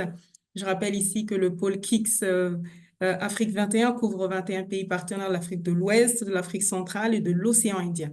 Et le pôle KIX Afrique 21 a aujourd'hui su construire avec ses pays partenaires un vaste réseau éducatif pour le partage des connaissances et des innovations qui intègre bien entendu ces questions relatives au système d'information pour la gestion de l'éducation. Donc, notre panel est en grande partie constitué de locuteurs francophones, mais vous aurez l'opportunité bien entendu, de suivre également nos échanges en anglais et en espagnol en cliquant sur le bouton de traduction Zoom. Donc, sans plus tarder, nous allons commencer notre session. Tout d'abord, elle est structurée en deux parties. Nous aurons 40 minutes pour les présentations et quelques questions aux présentateurs, et suivi de 40 minutes également de discussion ouverte avec le public. Et je vous prie dès à présent, s'il vous plaît, de fermer les différents microphones pour que nous puissions écouter attentivement nos présentateurs. Je vais vous présenter maintenant nos éminents panélistes. Je leur souhaite la bienvenue. Je vous prie d'activer vos caméras, s'il vous plaît, chers panélistes. Nous avons donc autour de cette table virtuelle Dr Hamidou Boukary, administrateur de programme principal au Centre de recherche pour le développement international, CRDI, professeur Terje Aksel, professeur associé au système d'information à l'Université d'Oslo, Monsieur Tsali Kosi Kopeni, directeur de la planification, des statistiques et du suivi et évaluation au ministère de l'enseignement primaire et secondaire au Togo, Monsieur Kokpa Komi Dometo, directeur du Centre national de documentation pédagogique et des technologies de l'information et de la communication pour l'éducation au Togo, et M. Even Attis, responsable thématique des données et des preuves au niveau du GPE, du Global Partnership for Education. Veuillez noter que les biographies de nos panélistes sont également disponibles sur le site du GPE KIX. Donc, nous allons commencer notre séance par le docteur Hamidou Boukary. Dr Hamidou Boukary va donc nous présenter une synthèse sur les projets de recherche appliqués sur les données éducatives, les systèmes de données et l'utilisation des données. Il s'agira de retracer ce que le programme de recherche du CRD a fait pendant ces 4 dernières années en matière de données. Dr Hamidou Boukary, la parole est à vous. Oui, merci beaucoup, Mebouna. Donc, je vais commencer par dire bonjour et bon après-midi, ou même si dans certains pays ils sont en soirée. Donc, je vais continuer ma présentation en anglais. My name is Hamidou Boukary. I'm Senior Program Specialist at the International Development Research Center. My role today is to present in 7 minutes the essence of a rich synthesis report on KIX applied research projects on data systems and data use. I hope I will do it justice. The synthesis report was written by a group of data systems experts coordinated by Angela Arnott, a well-known MS specialist in Africa and beyond. Next slide.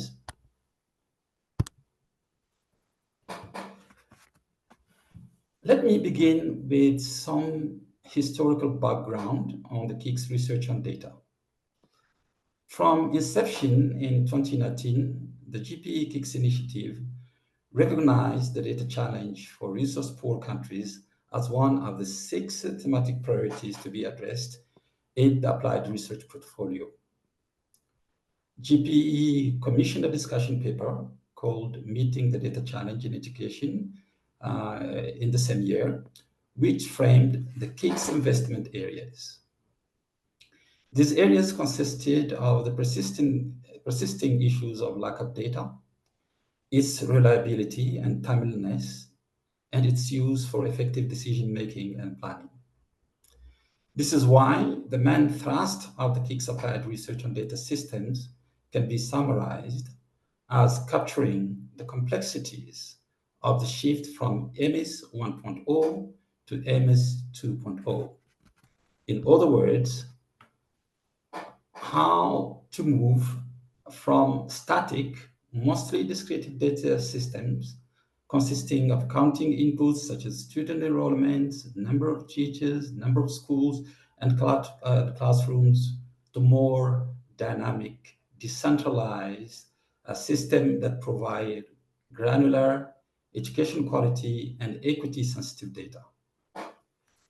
The KIX applied research synthesize here focused on testing and assessing innovations that address the structures, functions, and effectiveness of EMIS in providing relevant and timely data. Another important objective is to understand the determinant of a conducive institutional environment and organizational culture for the effective use of data for good governance and management of education systems in low and middle income partner countries, GPE partner countries. Next slides, please. The KIX research on data systems consisted of 5 global projects that covered 45 countries, spread out in different regions as displayed on the map. KIX also made a concerted effort to include certain-based research organization among the implementing organizations. Next slide, please. The synthesis used 4 analytical lenses of themes to tease out and organize the evidence findings and lessons learned from the 5 projects. Learning assessment data use and evidence-based decision-making, capacity building to analyze, interpret, and use data for decision-making, using data for improving education equity and inclusion, and scaling up data systems and data use. For each of the themes, you can see the challenge or the challenges being addressed and the solutions or innovations offered by the KIX data projects. I'm not going to go into the details of this, so you have it on the slide. So I will move to the next slide.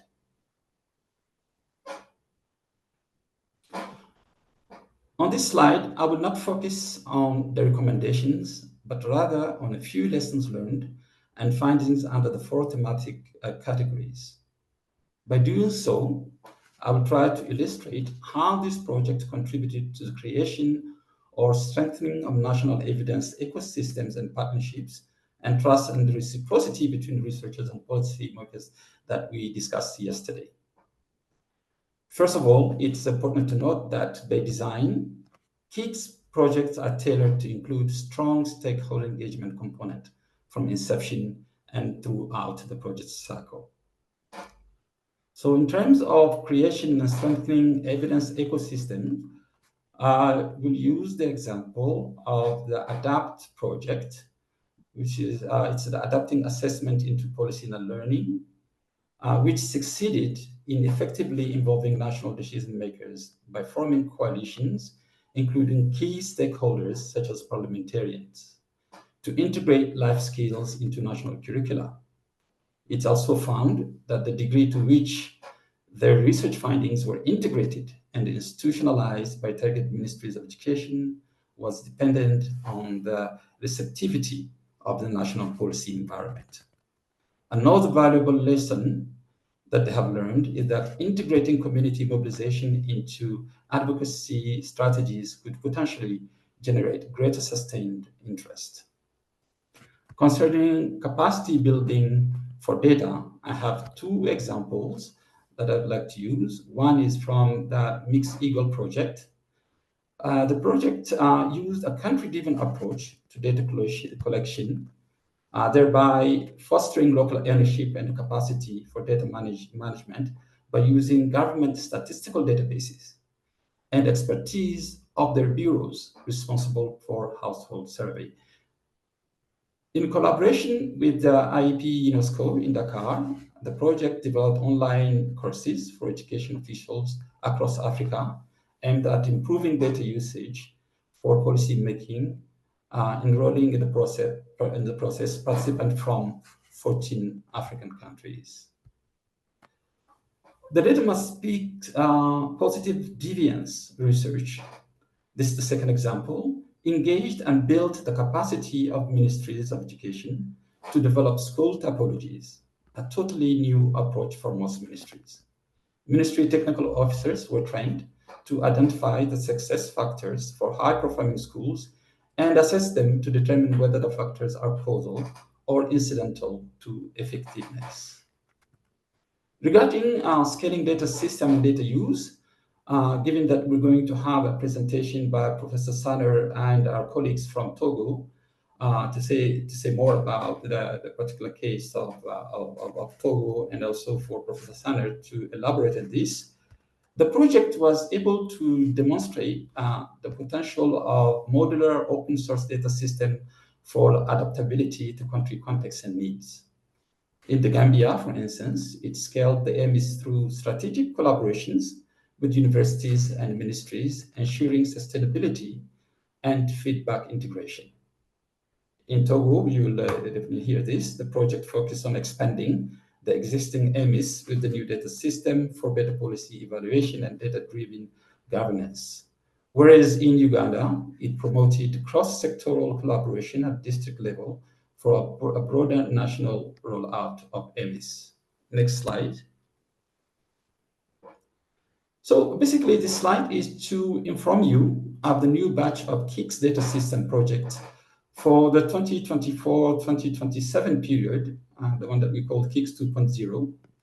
And as you can see, the research on data system will be further deepened by, again, investigating some of these issues that the University of Oslo has done, and then also the data must speak to strengthen education capacity and advance local evidence use.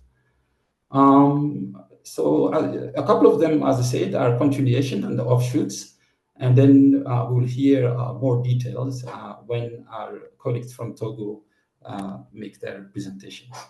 So I'll stop here, and thank you very much for your attention. And I'd like to inform you that the synthesis report is not online yet, but it will be uploaded later this week or early next week as it is being formatted for publications. Thank you.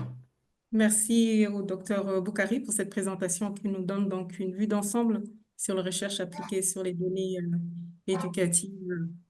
Je vais à présent inviter autour de notre table le professeur Terje, Aksel, Sanner pour présenter le projet de recherche qui a eu lieu au Togo. Le professeur Terje va partager avec nous d'importantes réflexions sur les innovations en matière d'utilisation des données pour renforcer les capacités des districts scolaires et des écoles. Donc, il fera un focus sur le Togo. Merci. I will share some reflections on this project that really has focused on data use innovations to empower the subnational level, what could be called the middle tier in education. And like it was said, the countries involved in this project in the initial KIX mechanism was Togo, the Gambia, and Uganda. I just listed the countries that are now involved also in the second cycle as well, in green here.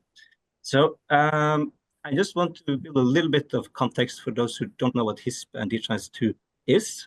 So HISP is the HISPCentre at UIO coordinates IS research capacity building and DHIS, and is kind of the custodian of the core DHIS2 software platform, which is used by all of these countries listed on the previous slide. And I'm not going to explain the figure on the right, but we, together the research team wrote a GEM background paper last year where we explain a bit more about the history of HISP and why we have moved into also support education ministries and not only ministries of health. We have 30 years of engaging with ministries of health and their information system needs. I would also like to mention that there are 24 HISP groups that have memorandum of understanding with the HISPCentre, and these are research and implementation capacities that are close to countries and engaged close with country partners and develop country partnerships. So if you're interested in understanding more the dynamics of the network and how the community is cultivated, how we build capacity, there is a lot more detail in this background paper. So specifically on what drives this particular research project, it's in, of course, the space of education management, information system strengthening. And from a data ecosystem point of view, I think the research question that we're interested in is how can we empower districts and school managers with data? As simple as and hard as that, I guess. And that leads us into questions of access and openness of data, data management, and data use. But at the same time, we are not just interested in the uptake and use of data within countries, but also how do we build common digital public goods across countries so that we don't have to start from scratch all countries, that we can have something that is kind of covering our common needs. And that is where this view of a software ecosystem comes in as well, and how that complements national data ecosystems. So their questions will be more on innovation, adaptation, governance of these public goods across countries. How do you ensure that all countries feel that their requirements and needs are listened to? And so there, the question would be something like, how can we leverage and share a digital platform across different contexts? So again, engaging explicitly with this theme of data ecosystem, how do we bridge this academic research and the development of the software platform with the particular needs of countries? And I've made a small table here to say that we can think of image strengthening very crudely as, early stage activities and long-term activities. And in terms of overall engagement, I think we approach ministries with an open mind about what can be done, listen to top priorities, look at peer reviews, systems reviews that have been conducted recently to see what are the main data gaps. And then we try to negotiate what could be the low-hanging fruits to get started on facilitating more data use, access to data, system strengthening in general. But we try in this phase to rely on existing data, existing IT infrastructure, and software features that are already tried and tested. And that's to be able to attract momentum at an early stage, and people can see that something is working, and then I'll find their way to align with this momentum, rather than try to solve everything everywhere at once. And then in the long term, I think we move into more messy and politicized and difficult themes. So if how do we harmonize data sources across different departments, different partners? How do we deal with complex issues such as learner IDs so that we can monitor learning outcomes? And how do we facilitate access to real-time data? But there is a process of going there and getting to a state where countries can build their own innovations on top of existing shared resources and maintain those over time.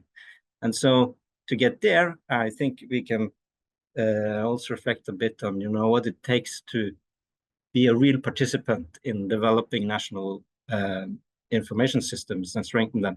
And that's where I have this line called capacity to participate. So at the outset, I think there is a lot of expectation management in trying to come up with realistic interventions and implementations in data systems that are actually maintainable with the existing resources, with existing capacities, to see what again, the low-hanging fruits that we can actually implement and maintain in a sustainable way, and then provide support to core team to build to strengthen the capacity to do exactly that, and to engage end users so that they have useful tools in the front end. And then over time, there is more work to build advanced capacity to now configure, maintain, build innovations. Some examples there are kind of structured ways of doing this through digitized academies. Some of those are online, so anyone can just sign up for those. And coming back to the evidence question, I think a lot of a history of accumulated knowledge is built into some of these training materials, guidelines, and resources. The shared resources as well carry with them some knowledge. Of course, they don't work out of the box. You need to be able to translate what the design possibilities within them to local realities, and that's where close engagement, for example, with the community, is central to share experiences and knowledge and innovations, and have others looking at your problems to be able to share that and learn from others' experiences and extrapolate that to your own situation on the ground. So I think the enrollment into a strong and vibrant community is one of the key strengths also for uptake of evidence that is shared in the community of people who have met the same challenges before you. So a short note on what the trajectory has been exactly in Togo. I think that started out, like Hamidou said, as an kind of an integration initiative, because there were existing EMIS systems. Data was flowing from schools to district to national level. So the low-hanging fruit, or the identified gap, was really to bring data in a processed format back to decision makers at the subnational level, to the district. And so DHIS2 was actually just used as a kind of thin layer to enable access to data that was already being collected. And then there were participatory processes of coming up with these district dashboards, where district managers could have a say in which indicators should be grouped together in what way, and how do we want to consume this data, right? And then over some time, new data needs emerged. You know, when you give people access to data, they start to ask for more data. That's the natural pattern that, you know, now I understand this, but I want to see more. So from that, innovations have also grown out of this. For example, there was an identified need for a better school inspection tool. So that has been built as a separate app to meet those particular data needs. I want to just share some overall reflections on this reciprocity between research and practice as well. I think what really drives trust and reciprocity in these projects has been at least from, you know, the researcher point of view, is the commitment to the long term. So there is engagement with real world problems and operational systems. They are not controlled trials or pilot studies. We work with real problems from day one and try to figure out solutions together with practitioners and ask questions like what works for whom and under what conditions. So we can come back to these themes if someone has questions of, you know, what it means in more detail. I think there is also the longitudinal commitment to system strengthening, both from practitioners and researchers, exemplified by things like MOUs that go beyond projects. So in Togo, HISPCentre Western Central Africa has developed this MOU with the ministry on shared goals and priorities, that not specifying exact activities because there are no particular budget lines to support them, but the intention of seeking, you know, funding and opportunities for building capacity and strengthening information system beyond the timeframe of the project. And then I think also just the general attitude in terms of engaging with problems that are bigger than the project, but are equally important issues. So again, I think there were interesting conversations between HISPCentre and Central Africa, drawing on its long engagement in other settings and information systems knowledge to advise on a reference architecture in Togo for the education data systems. So I think, again, those kind of engagements help to build trust, and people realize that, you know, these are not just bringing their own specific intervention or specific systems or solutions, but are engaged in the broader system strengthening activities and discussions. And then I think importantly, his network, both from the health side, but also in this project, we have strived to build university collaborations. So often three-party collaborations with University of Oslo, a university in the country, and the ministry to shape a common agenda. And in the Gambia, as a result of this project, we have established a master program in education management information systems. It's in its second term now. 31 students are following it. I'm actually in the Gambia right now, contributing to one of the courses in this master program. We have also had the exchange of master students. So far, 12 master students from UIO have done fieldwork in the countries in the project, and those actually they are thrown into the most experimental parts of the project where we don't really know, you know, what we can get from it, and they try and test out new interesting innovations. Sometimes those can become valuable contributions that can be shared across countries, but they are maybe the high-risk initiatives. I would also like to mention that there is a PhD program. So we have in this project, there were 2 PhDs funded, one from Uganda and one from the Gambia, and they are both very near their completion. And that also points out the blurred boundaries between research and practice, because one day they are still working as practitioners, the other day they are creating evidence with the researcher hat. And then, so the same person is part of both creating the evidence and consuming the evidence in that sense.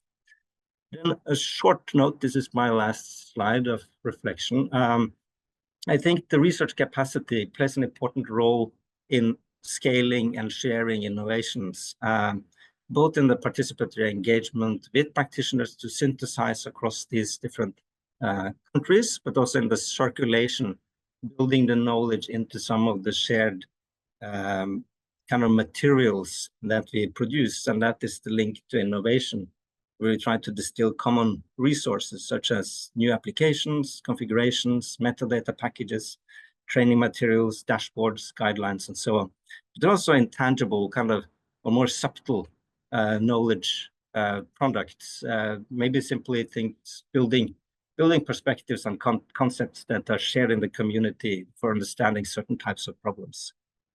I just listed a few examples of innovations, that those are the more tangible ones, apps that have been built throughout this project period based on the engagement between researchers and practitioners. So I think I'll stop there, and I had a couple of links that I will put in the chat, so it's easy for people to explore more of this. And I didn't mention any challenges because I tried to be fast, but I'm happy to reflect on particular challenges related to any of these topics that I went through rather quickly. Merci beaucoup au professeur Terje pour cette présentation sur le cas du Togo, un cas concret qui nous renseigne sur les innovations en matière d'utilisation des données, les données éducatives, encore une fois, fondamentales pour la gestion de l'éducation et la prise de décision éclairée. Vous avez évoqué aussi la question de la confiance réciproque entre praticiens et chercheurs dans cette approche de recherche-action, ce qui est très important, mais aussi la collaboration avec d'autres structures universitaires sur le terrain. Merci beaucoup. Nous avons un léger retard, comme vous l'avez dit, donc nous allons passer directement à une autre étape de notre panel qui consiste donc à donner la parole au ministère en charge de l'éducation partenaire, aux décideurs politiques pour mieux comprendre leur implication dans ce processus avec les chercheurs et différentes parties prenantes et voir comment cette recherche-action a pu impacter l'écosystème de l'éducation, en particulier au Togo. J'invite donc Monsieur Tsali Kossi Kombegné, directeur de la planification des statistiques et du suivi et évaluation au ministère des enseignements primaires et secondaires au Togo, et M. Pogba Komi Demango, directeur du Centre national de documentation pédagogique et des technologies de l'information et de la communication pour l'éducation. Je vous prie d'activer vos caméras si ça fonctionne, messieurs les directeurs, et je vous prie de prendre la parole. Monsieur Tsali, nous pouvons commencer par vous. Merci. D'accord, merci Mamouna. Je précise que M. Tsali fait pas disponible. Donc, je le représente en ma qualité de chef division des statistiques, travaillant sous lui. Pour ne pas perdre le temps, je vais aller directement. Tout a commencé avec la signature d'un mémorandum que les chercheurs ont eu avec le ministère à un moment où nous étions en train de travailler pour l'évolution, la mise en place qui nous permet d'avoir une idée beaucoup plus globaliste sur tout ce qui se passe au sein du ministère.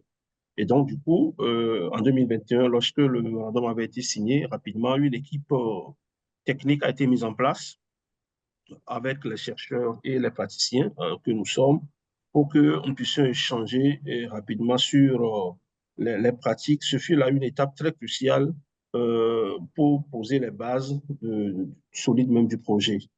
Ensuite, l'équipe a commencé par travailler sur le paramétrage des outils de collecte avec DISH. un outil reconnu pour la gestion de l'analyse et l'analyse des données. La même année, on avait commencé par établir une interopérabilité avec le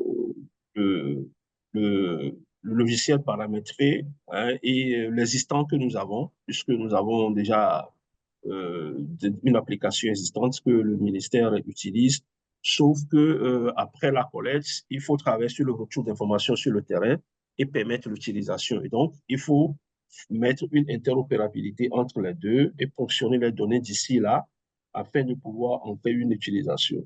Également, à la même période, il y a d'autres données qui ont été mises ensemble, notamment le Miss Eagles, qui a permis également de pouvoir faire des triangulations avec les données existantes. Et là, on est passé à l'étape de formation, parce que là, comme il faut faire le retour d'informations, nous parlons d'utilisation des données, il faut commencer quelque part. Et la région du Sud avait été prise comme une zone pilote. Et là, une formation avait été faite pour que les données soient utilisées en termes d'amélioration de leur qualité.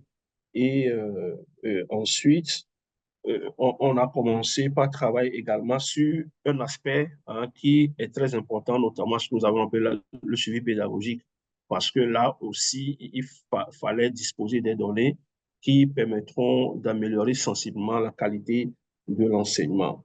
Et là, je parlais depuis 2021, nous sommes jusqu'en 2024, où on a commencé par l'extension du projet de pilote qui a eu lieu en 2023. Aujourd'hui, toutes les inspections du pays, notamment 81 inspections, peuvent utiliser facilement les données avec les travaux de recherche. Donc, aujourd'hui, tout le monde fait utilisation des données. Et au-delà, les données relatives au suivi pédagogique également se font au jour d'aujourd'hui, où on peut suivre en temps réel les enseignants suivis dans les classes et les inspecteurs qui font le travail sur le terrain. Et cela a véritablement impacté l'écosystème de données. On a vu l'amélioration des données aujourd'hui parce que les acteurs, en les utilisant, ils travaillent naturellement à leur amélioration. Parce que si vous constatez que vous avez envoyé, vous des limites, naturellement, vous travaillerez davantage à l'amélioration de la qualité. Et donc, dans cette dynamique également, on a anticipé, puisqu'il fallait intégrer beaucoup d'aspects. On a travaillé également sur un référentiel commun, notamment aujourd'hui, quand nous parlons des entités scolaires, on en a de façon commune à tous les niveaux, ce qui permet de passer d'un système également à un autre. Et aujourd'hui, les données peuvent être facilement accessibles par tous les acteurs depuis au niveau du terrain pour leur utilisation. Je crois que c'est ce que je pourrais dire pour l'instant. Le directeur de moteur est là. Je crois que je peux lui laisser la parole, si vous permettez, pour qu'il puisse véritablement compléter. Merci beaucoup. Absolument. Merci beaucoup. La parole est à vous, directeur. Oui, merci, Maïmouna. Vous m'entendez là?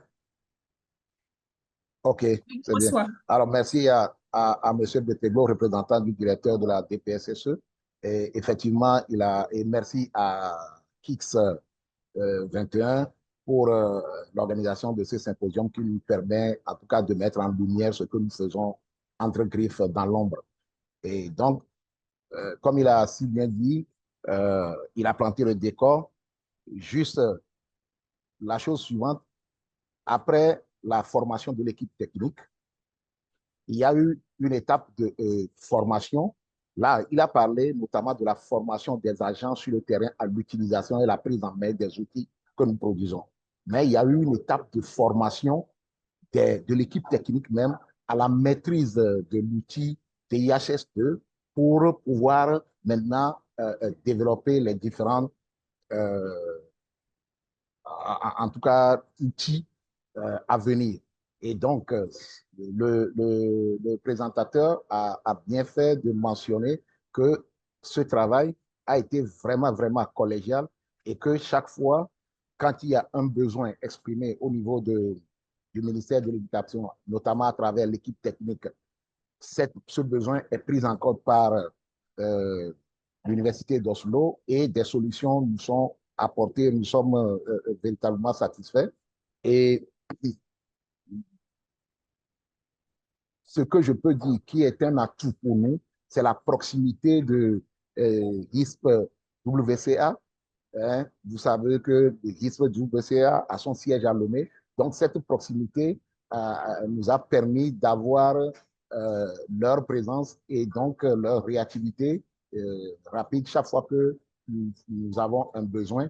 Et il nous arrive souvent d'aller à leur centre, d'y travailler pendant une semaine, de se retrouver au niveau du ministère et de travailler, de faire des échanges à distance.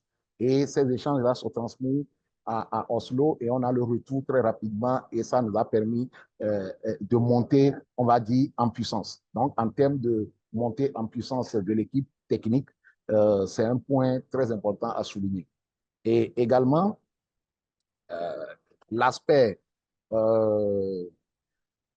suivi pédagogique a été très, très, très capital pour nous parce que il n'y a pas très longtemps, tout ce qui se faisait sur le terrain en termes de suivi pédagogique était resté localement sur le terrain et on ne pouvait pas avoir une vue d'ensemble au niveau établissement, au niveau inspection, au niveau région pour pouvoir prendre des décisions pour la remédiation et rester en ce moment-là en cohérence avec la feuille de route gouvernementale qui met un accent particulier sur la qualité de l'éducation. Mais aujourd'hui, avec ce travail-là, là, à ce niveau, on est tranquille. Au jour d'aujourd'hui, les données sont disponibles en termes de suivi pédagogique, visite d'école, visite de classe et autres, sont disponibles en temps réel au niveau école, au niveau inspection, au niveau région et au niveau central. Donc, ça, c'est un point important. Maintenant, l'autre aspect, pour, je ne sais pas, vous n'avez pas ça savoir qu'au Togo, il y a la gratuité de l'école. Et cette gratuité de l'école a induit la gratuité des inscriptions aux examens. Et donc, il y avait une situation sur le terrain, les gens devaient payer à travers les consultations électroniques, devaient payer pour avoir les résultats des examens scolaires. Et donc, ce problème, on l'a pris à bras le corps et les discussions avec l'Université d'Oslo, les chercheurs de l'Université d'Oslo, nous ont permis de mettre en place un outil de consultation gratuit à travers le chatbot qu'on a expérimenté l'année scolaire qui vient de finir. Et ça a été, en tout cas, le résultat a été un succès et ça a permis alors d'accompagner le gouvernement dans l'aspect de la gratuité, OK, et de l'accessibilité des résultats, puisque ici, les résultats sont en même temps disponibles pour les parents en temps réel qui peuvent consulter le chatbot et pour les élèves quand ils sont dans des régions difficiles.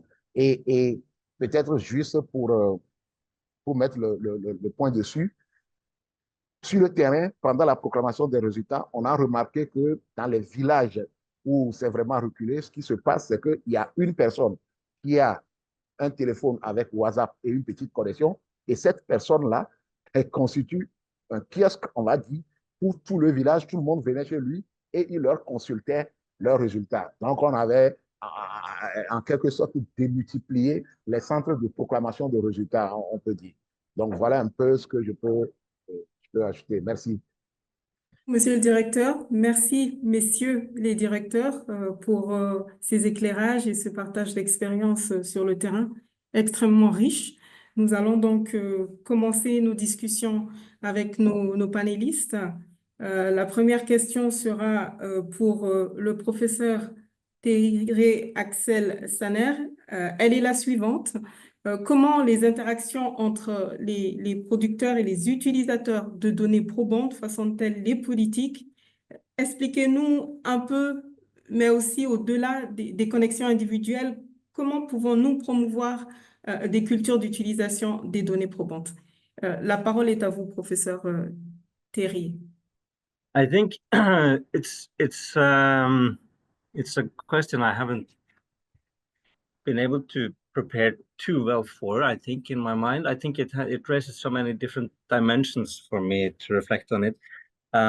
What is evidence in the space we operate? I don't know if you remember both of my questions, one relating to kind of the data ecosystem and how to facilitate better data use, but the other one more to how to govern the entire education management information systems and how to create innovation and co-creation in the whole management information system setup. And those are, of course, evidence related to those two are different. And then you have kind of at the level of the educationist also in terms of, bringing access to data, but what kind of evidence can be drawn out of them. I think in that space, we are leaning more towards evidence of how to strengthen the information system and how to actualize data use. And then the evidence isn't necessarily so hard science, not necessarily numbers, but often in terms of frameworks and ideas and concepts of how things have worked in other places, and then to try to build perspectives that from these conceptual understandings and extrapolate to different situations. But I think the essential idea for me is often show, don't tell. So by involving decision makers in processes to see situations where something already works and then extrapolate how can this work in my particular situation. So for instance, if you take data use, I mean, how do you facilitate data-driven decision making? And one thing that works fairly consistently across different situations is that, if there are peer reviews of data, then data quality is likely to be improved because there are more questions related to the same data, and one can explore the solutions and patterns in data together, right? So that peer review is then a strong something you can demonstrate to people that enhances data use, and you can bring people into peer reviews and they will experience it themselves, right? That people think critically and question the data. So this show, don't tell, and even further, staying with the example of peer review, if we use live data in the peer reviews so that we can not just put visualizations, graphs, numbers in static PowerPoint, but when we can use live data systems and someone asks questions or challenges the data, we can drill down and find evidence in the data, why are we seeing this pattern? How is this data related to other data? Is it just data entry error in one school, or is it actually something that is happening in the education system? So I think, again, that's just one very narrow example. But then on the broader system strengthening, I think the evidence is more carried through concepts and frameworks. And that's also why I think working with universities that have the timeline and capacity to build a much broader, perspective on things, not just getting things to work, but actually asking questions of why do they work, how do they work, as well. And then I would also like to just highlight this idea of a community. So I think with some common digital resources that are now bundled together around this digital platform, we have a strong community that is able to translate these digital resources that we have in common to different contexts. And with the size of the community, there is now a volume of sharing of experiences and innovations, and that itself, be opting into that and being able to share your own experience and get comments. People share things that have worked in the past in other settings. I think there is that collective movement of knowledge generation and trying and testing, our ideas from one place in another place and sharing those experiences. So it's subtle, it's kind of performative, not there in, of course it's there in documents, but I don't think that's the most compelling way, is to just share a paper with decision makers and say, if you read this, you will see that peer review workshops is very effective, and this is how you build sustainable education management information system. I think it has to be experienced, and this communal sense of being in it together and solving the similar type of problems, I think is very strong.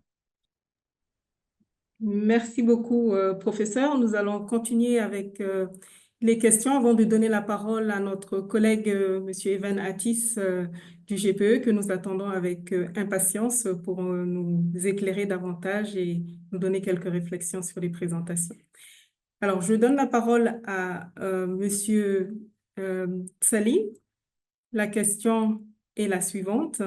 Quels sont les facteurs qui entravent ou favorisent les relations de confiance et de réciprocité entre les chercheurs du GPE KIX et les représentants des gouvernements concernés? Oui, merci beaucoup, Maimouna. Je mettrai plutôt l'accent sur les facteurs qui favorisent, parce que s'il y en avait qui avaient entravé, je ne suis pas sûr que nous serions là où nous sommes actuellement. Je crois qu'on l'avait déjà souligné, la disponibilité de l'équipe des chercheurs à écouter nos demandes ou nos sollicitations a permis naturellement de mettre en place cette confiance naturellement qui a favorisé l'évolution des travaux. J'avoue même que nous avons des réunions au sein du département sur l'évolution du système d'information et de gestion de l'éducation, à laquelle participent voilà, les chercheurs qui sont ici à Lomé avec nous et qui travaillent avec nous, ce qui a véritablement permis de pouvoir asseoir cette confiance. Et eux aussi, c'est parce que nous allons vers eux et le croisement des besoins. C'est comme sur un marché, il y a la demande et l'offre. Lorsque la demande coïncide avec l'offre, il y a naturellement un équilibre qui est mis en place. Et donc, voilà ce que je pourrais dire. Peut-être que le directeur devrait compléter. Sinon, il y a véritablement une relation, hein, naturellement, qui est assise entre nous et les échanges se poursuivent pour d'autres qui sont devant nous. Merci beaucoup. Merci beaucoup, merci. Je me retourne maintenant vers notre commentateur, Monsieur Evan Attis, qui est responsable thématique des données et des preuves au niveau du GPE, Global Partnership for Education. Il va nous donner quelques réflexions sur les présentations que nous venons de suivre et sur le travail plus large du GPE dans le domaine thématique en question. Merci beaucoup, Monsieur Evans. La parole est à vous. Merci. Merci, Maimouna. Thank you. Good morning, good afternoon, everyone. Thank you for this opportunity to share some reflections on what was presented earlier by the speakers. As you mentioned, I will also seize that opportunity to share how the Global Partnership for Education is working with partner countries to strengthen their education data ecosystem. First of all, I'm very glad to see that these initiatives focus on solving challenges that most of our partner countries face and also that they can learn from. The approaches that were discussed earlier are very promising in terms of integrating and scaling data systems, including learning data, which is a major priority now.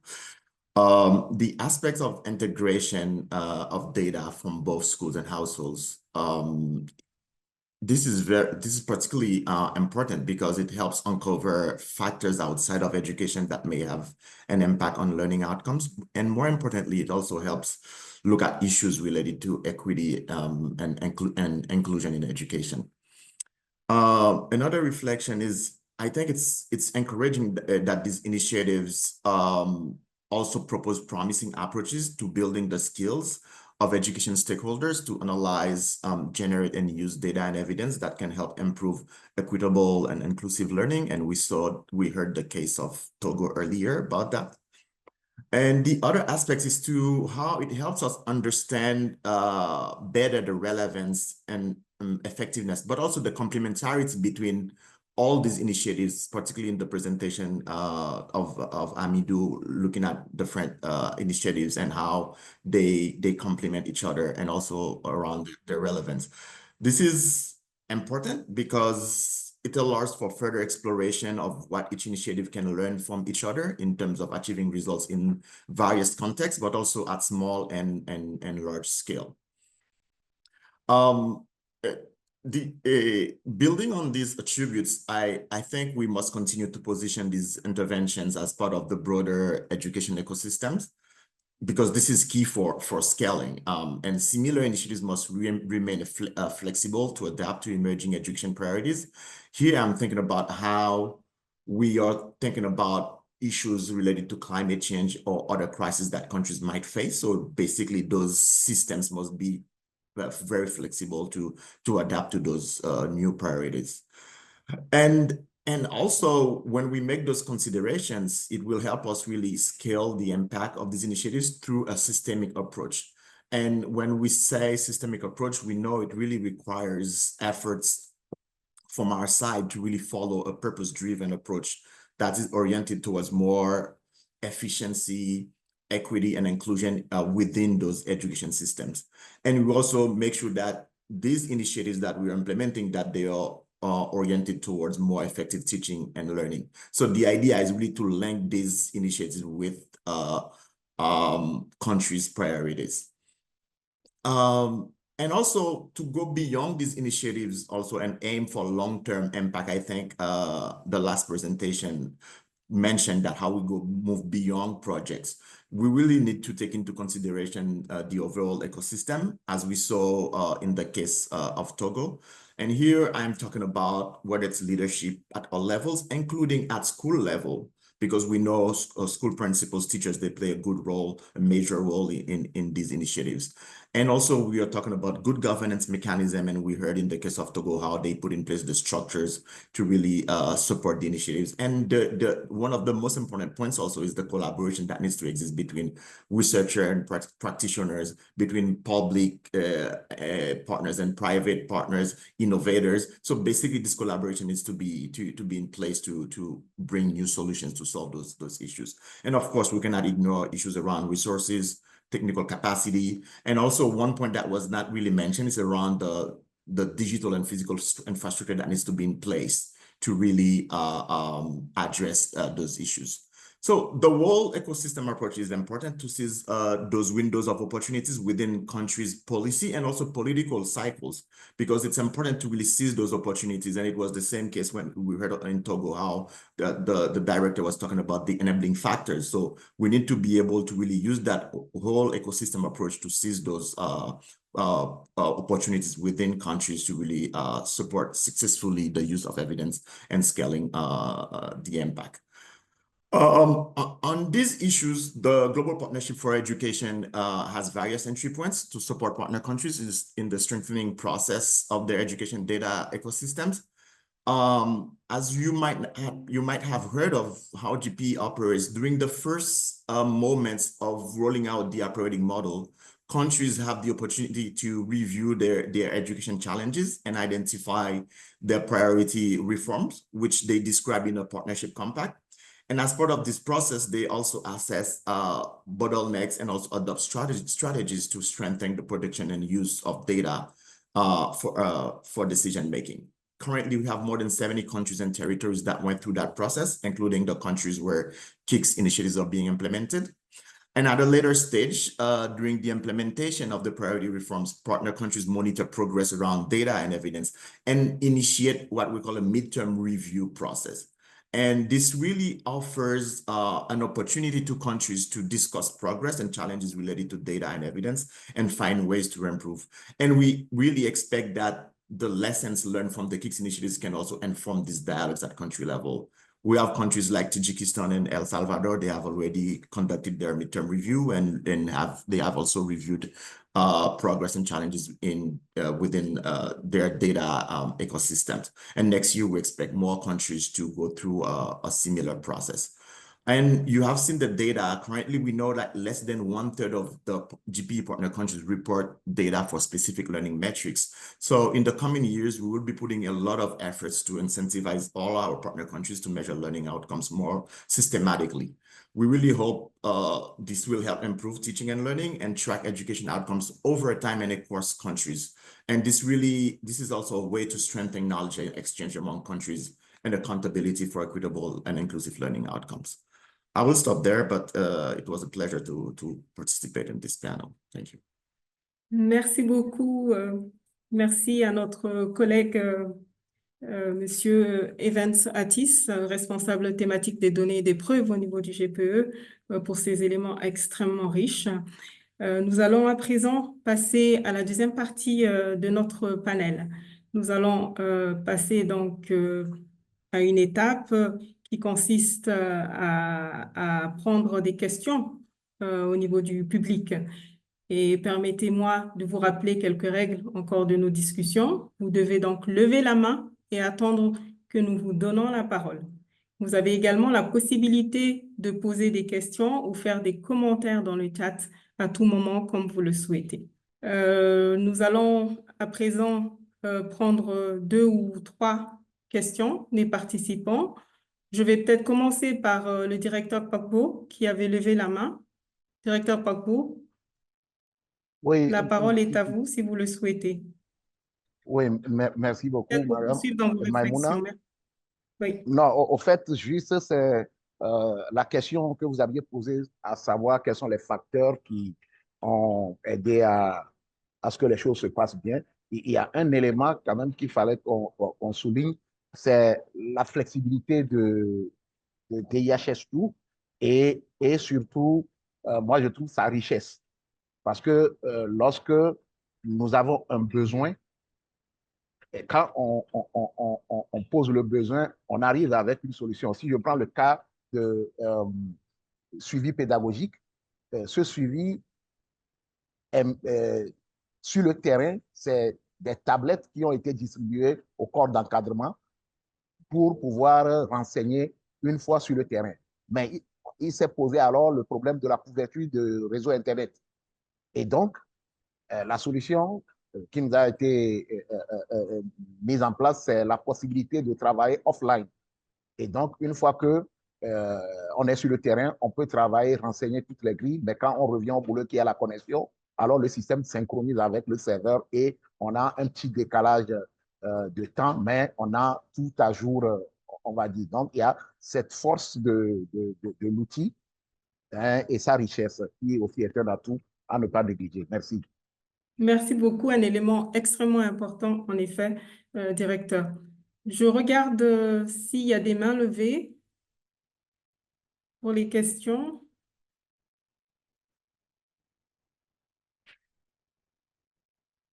Est-ce qu'il y a d'éventuelles mains levées pour les questions?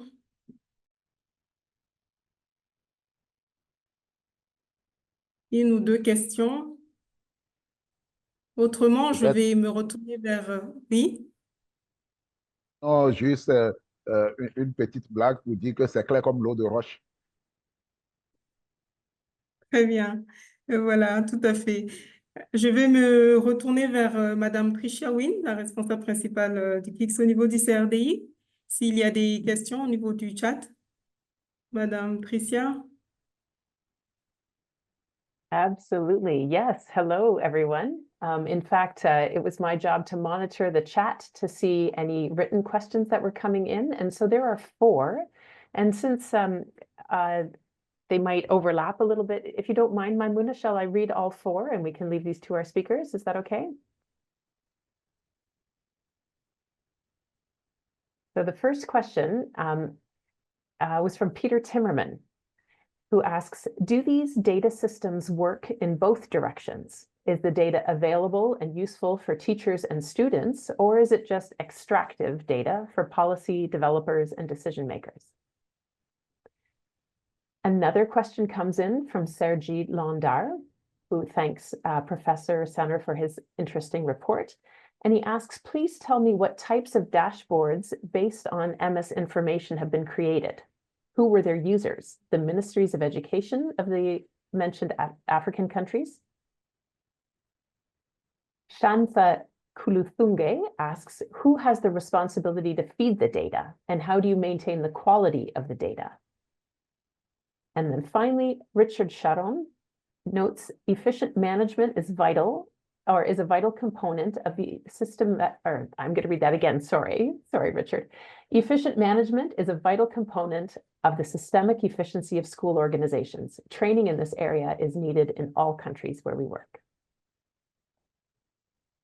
Maimouna.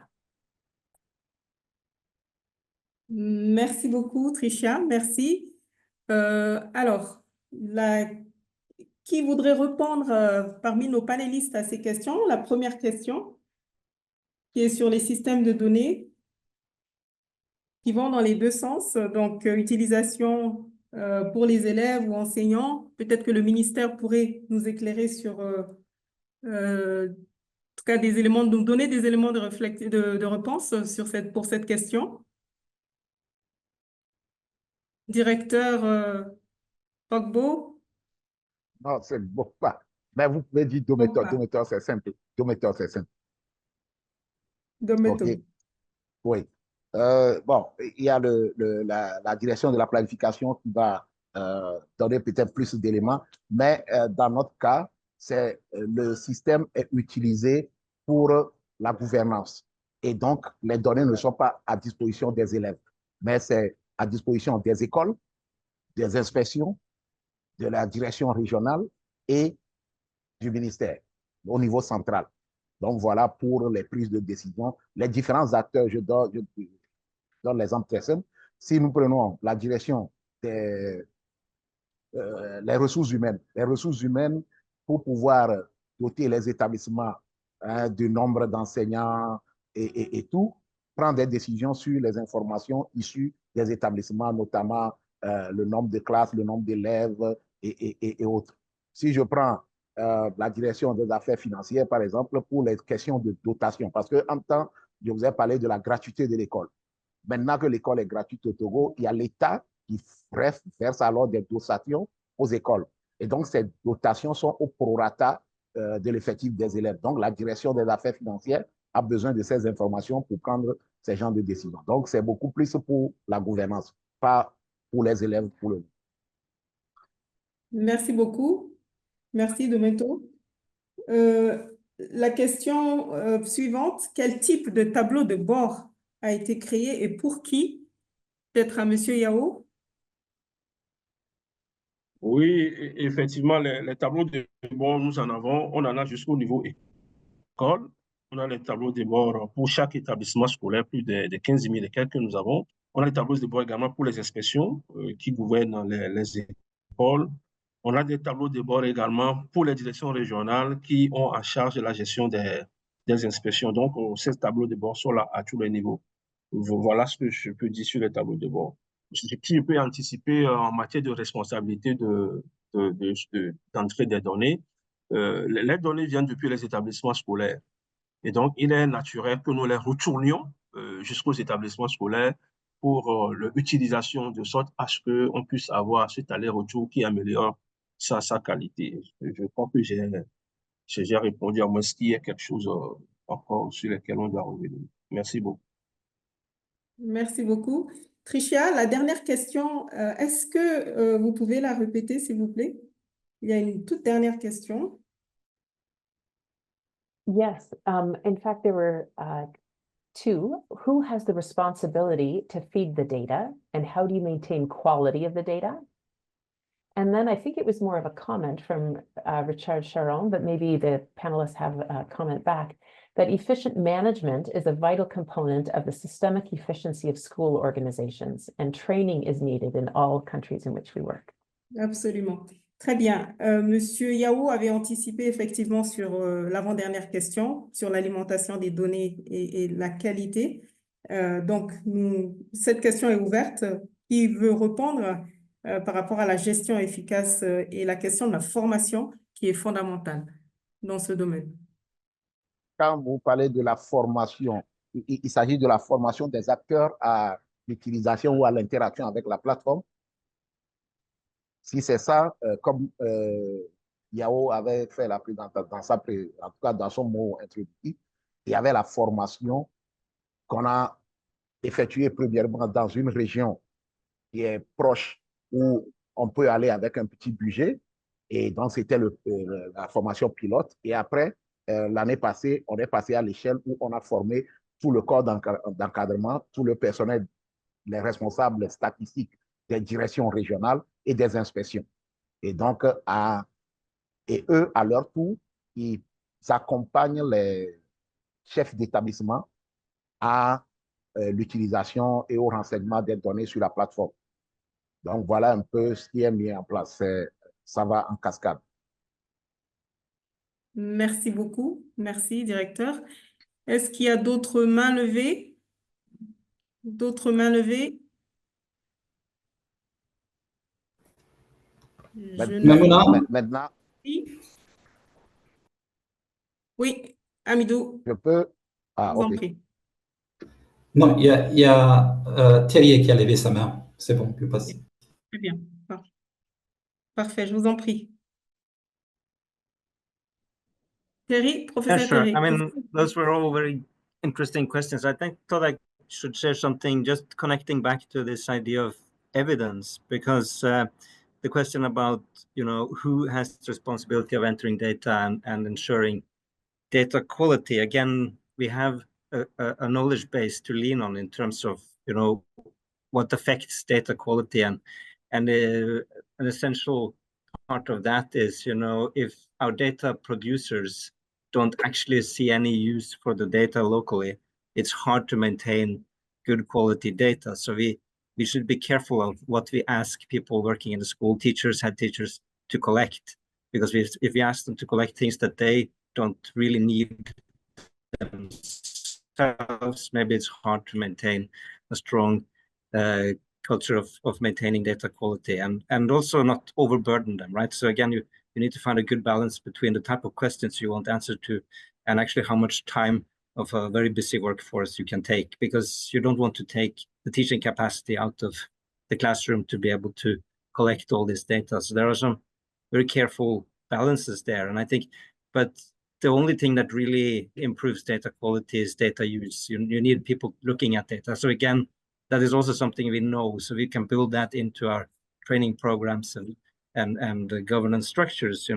How do we facilitate something like peer review of data, like I mentioned? So these are things we know that we don't necessarily put in writing anywhere, but it's kind of built exactly into the training of trainer processes, like was just shared. So just to point out that there are many kind of subtle uses, I think, of the evidence that we have accumulated over the years, not only in HISP, but in general information systems research.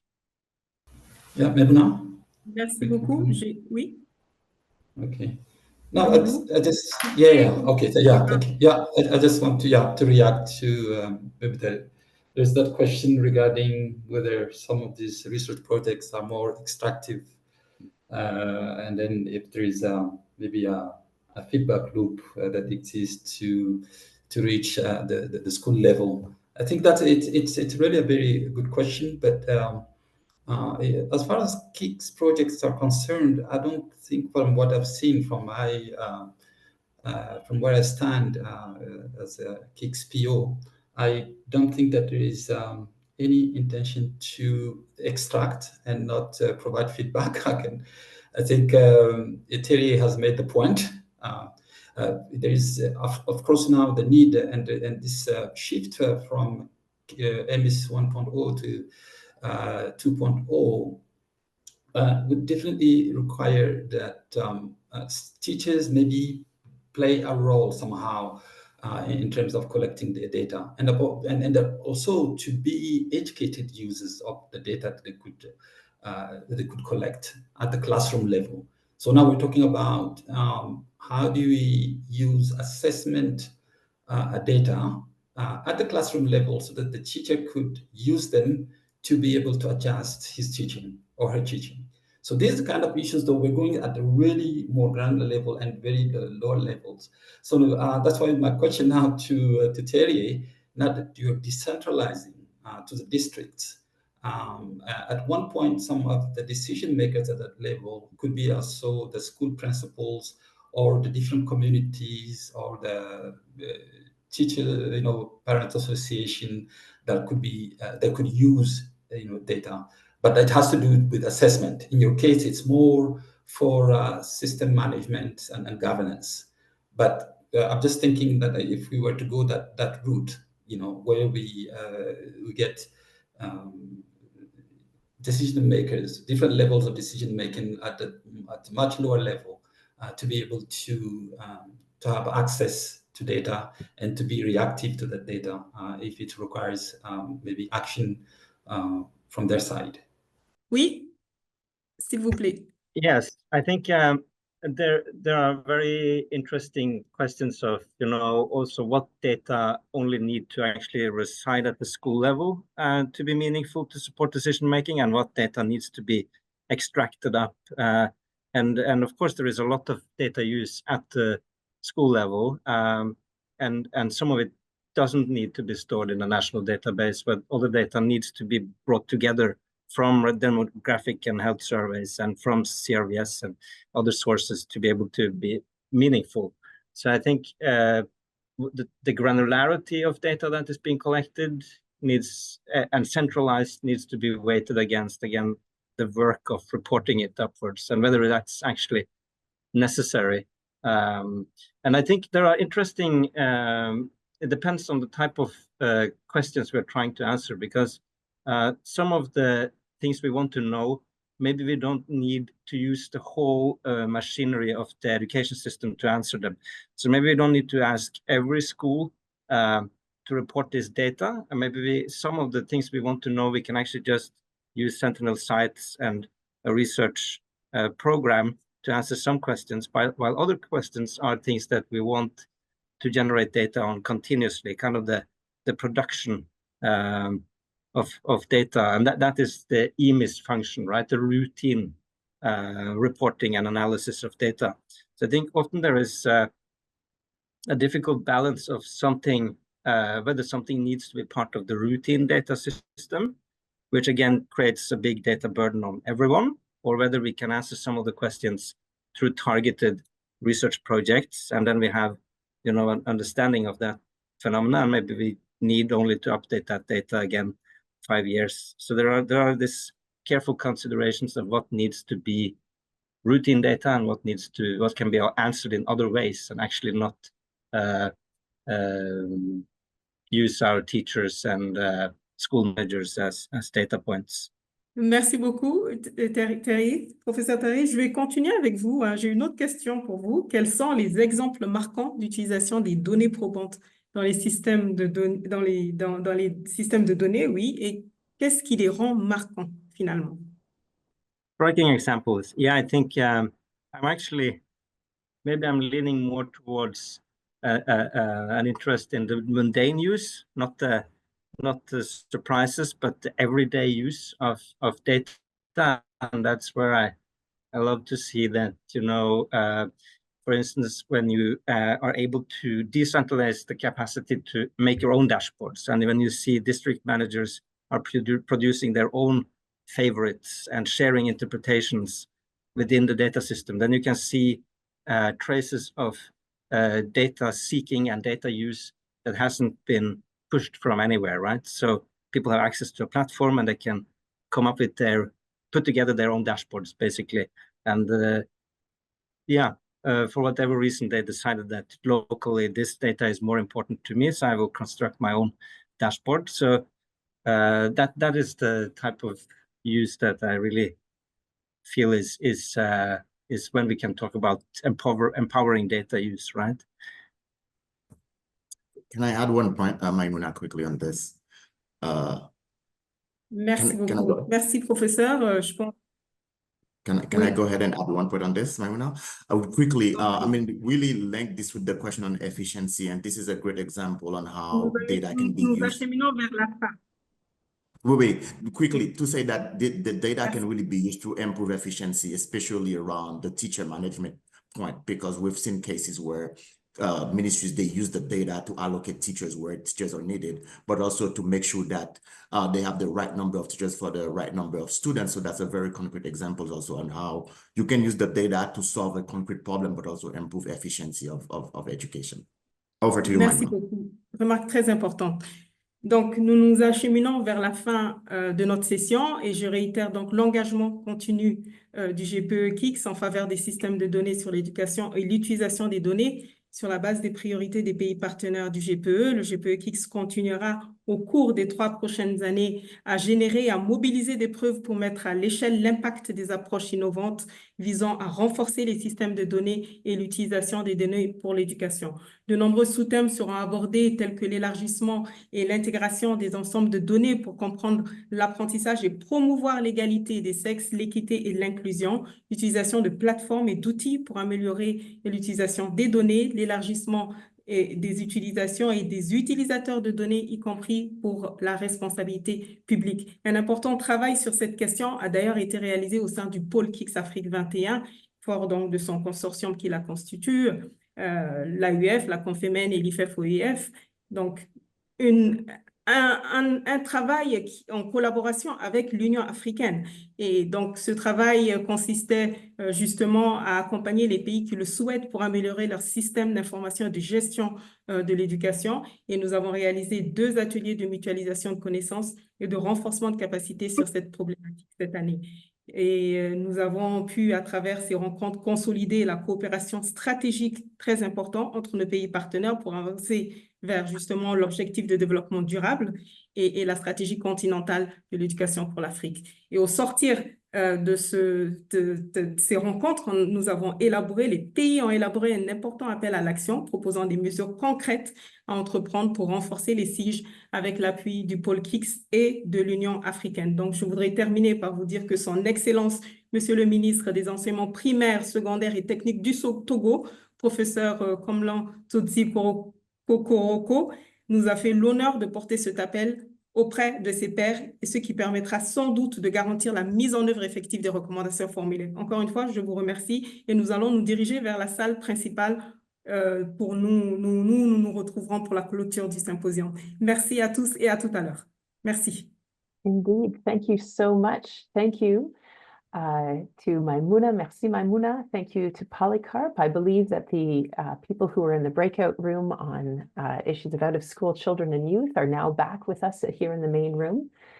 So thank you very much for the lively and engaged discussion. I'm going to hand straight to Laura Frigenti, who is the Chief Executive Officer of the Global Partnership for Education, who will offer us some closing remarks. Over to you, Laura. Thank you so much, Tricia, and I hope that you have no problem in, hearing me and seeing me. I had some problems with the link, and for some reasons, I could only connect through my iPhone, but I hope that that works well. I have to say that, I had the pleasure of, opening your 4th symposium last year, and the pleasure of closing it this year and actually listening to a little bit of the discussion in one of the breakout room about very important issues like, data and collection of data, et cetera, et cetera. The richness of the discussion is really critical and super important. And this is why, we at GPE, we are so keen to continue our collaboration with KIX and actually to be more and more and more engaged with the institutions that you represent. A couple of things that I just want to stress. We, as you know, are in the business of transforming education system, helping countries identifying what are the important policy reform that will actually help remove some of the bottlenecks that are at the moment hindering their systems and, allow them to have much better results, much better learning outcome. This is a complicated business and is a business that is in reality the results of a multiplicity of actors and of players. There is so much that happens that has an impact on education that actually doesn't happen in the classroom. It's part of the connection with the communities, with the local cultures, with families, with the local policymakers, et cetera, et cetera. So I think that having a broad plurality of players that contribute to understand these issues is very, very important for us and for, the universe of, people that gravitates around reforming the education sector, because the reality is that helping systems transform themselves is exactly the results of finding the intersection between all and the convergence between all these different pieces and try to understand how they together bring a better performance for the sector. So I am particularly happy that, through our works with KIX, connecting with so many important organizations in the Global South, we are able to bring these voices to, different fora and make sure that they are heard and become part of the discussion around transforming the education sector.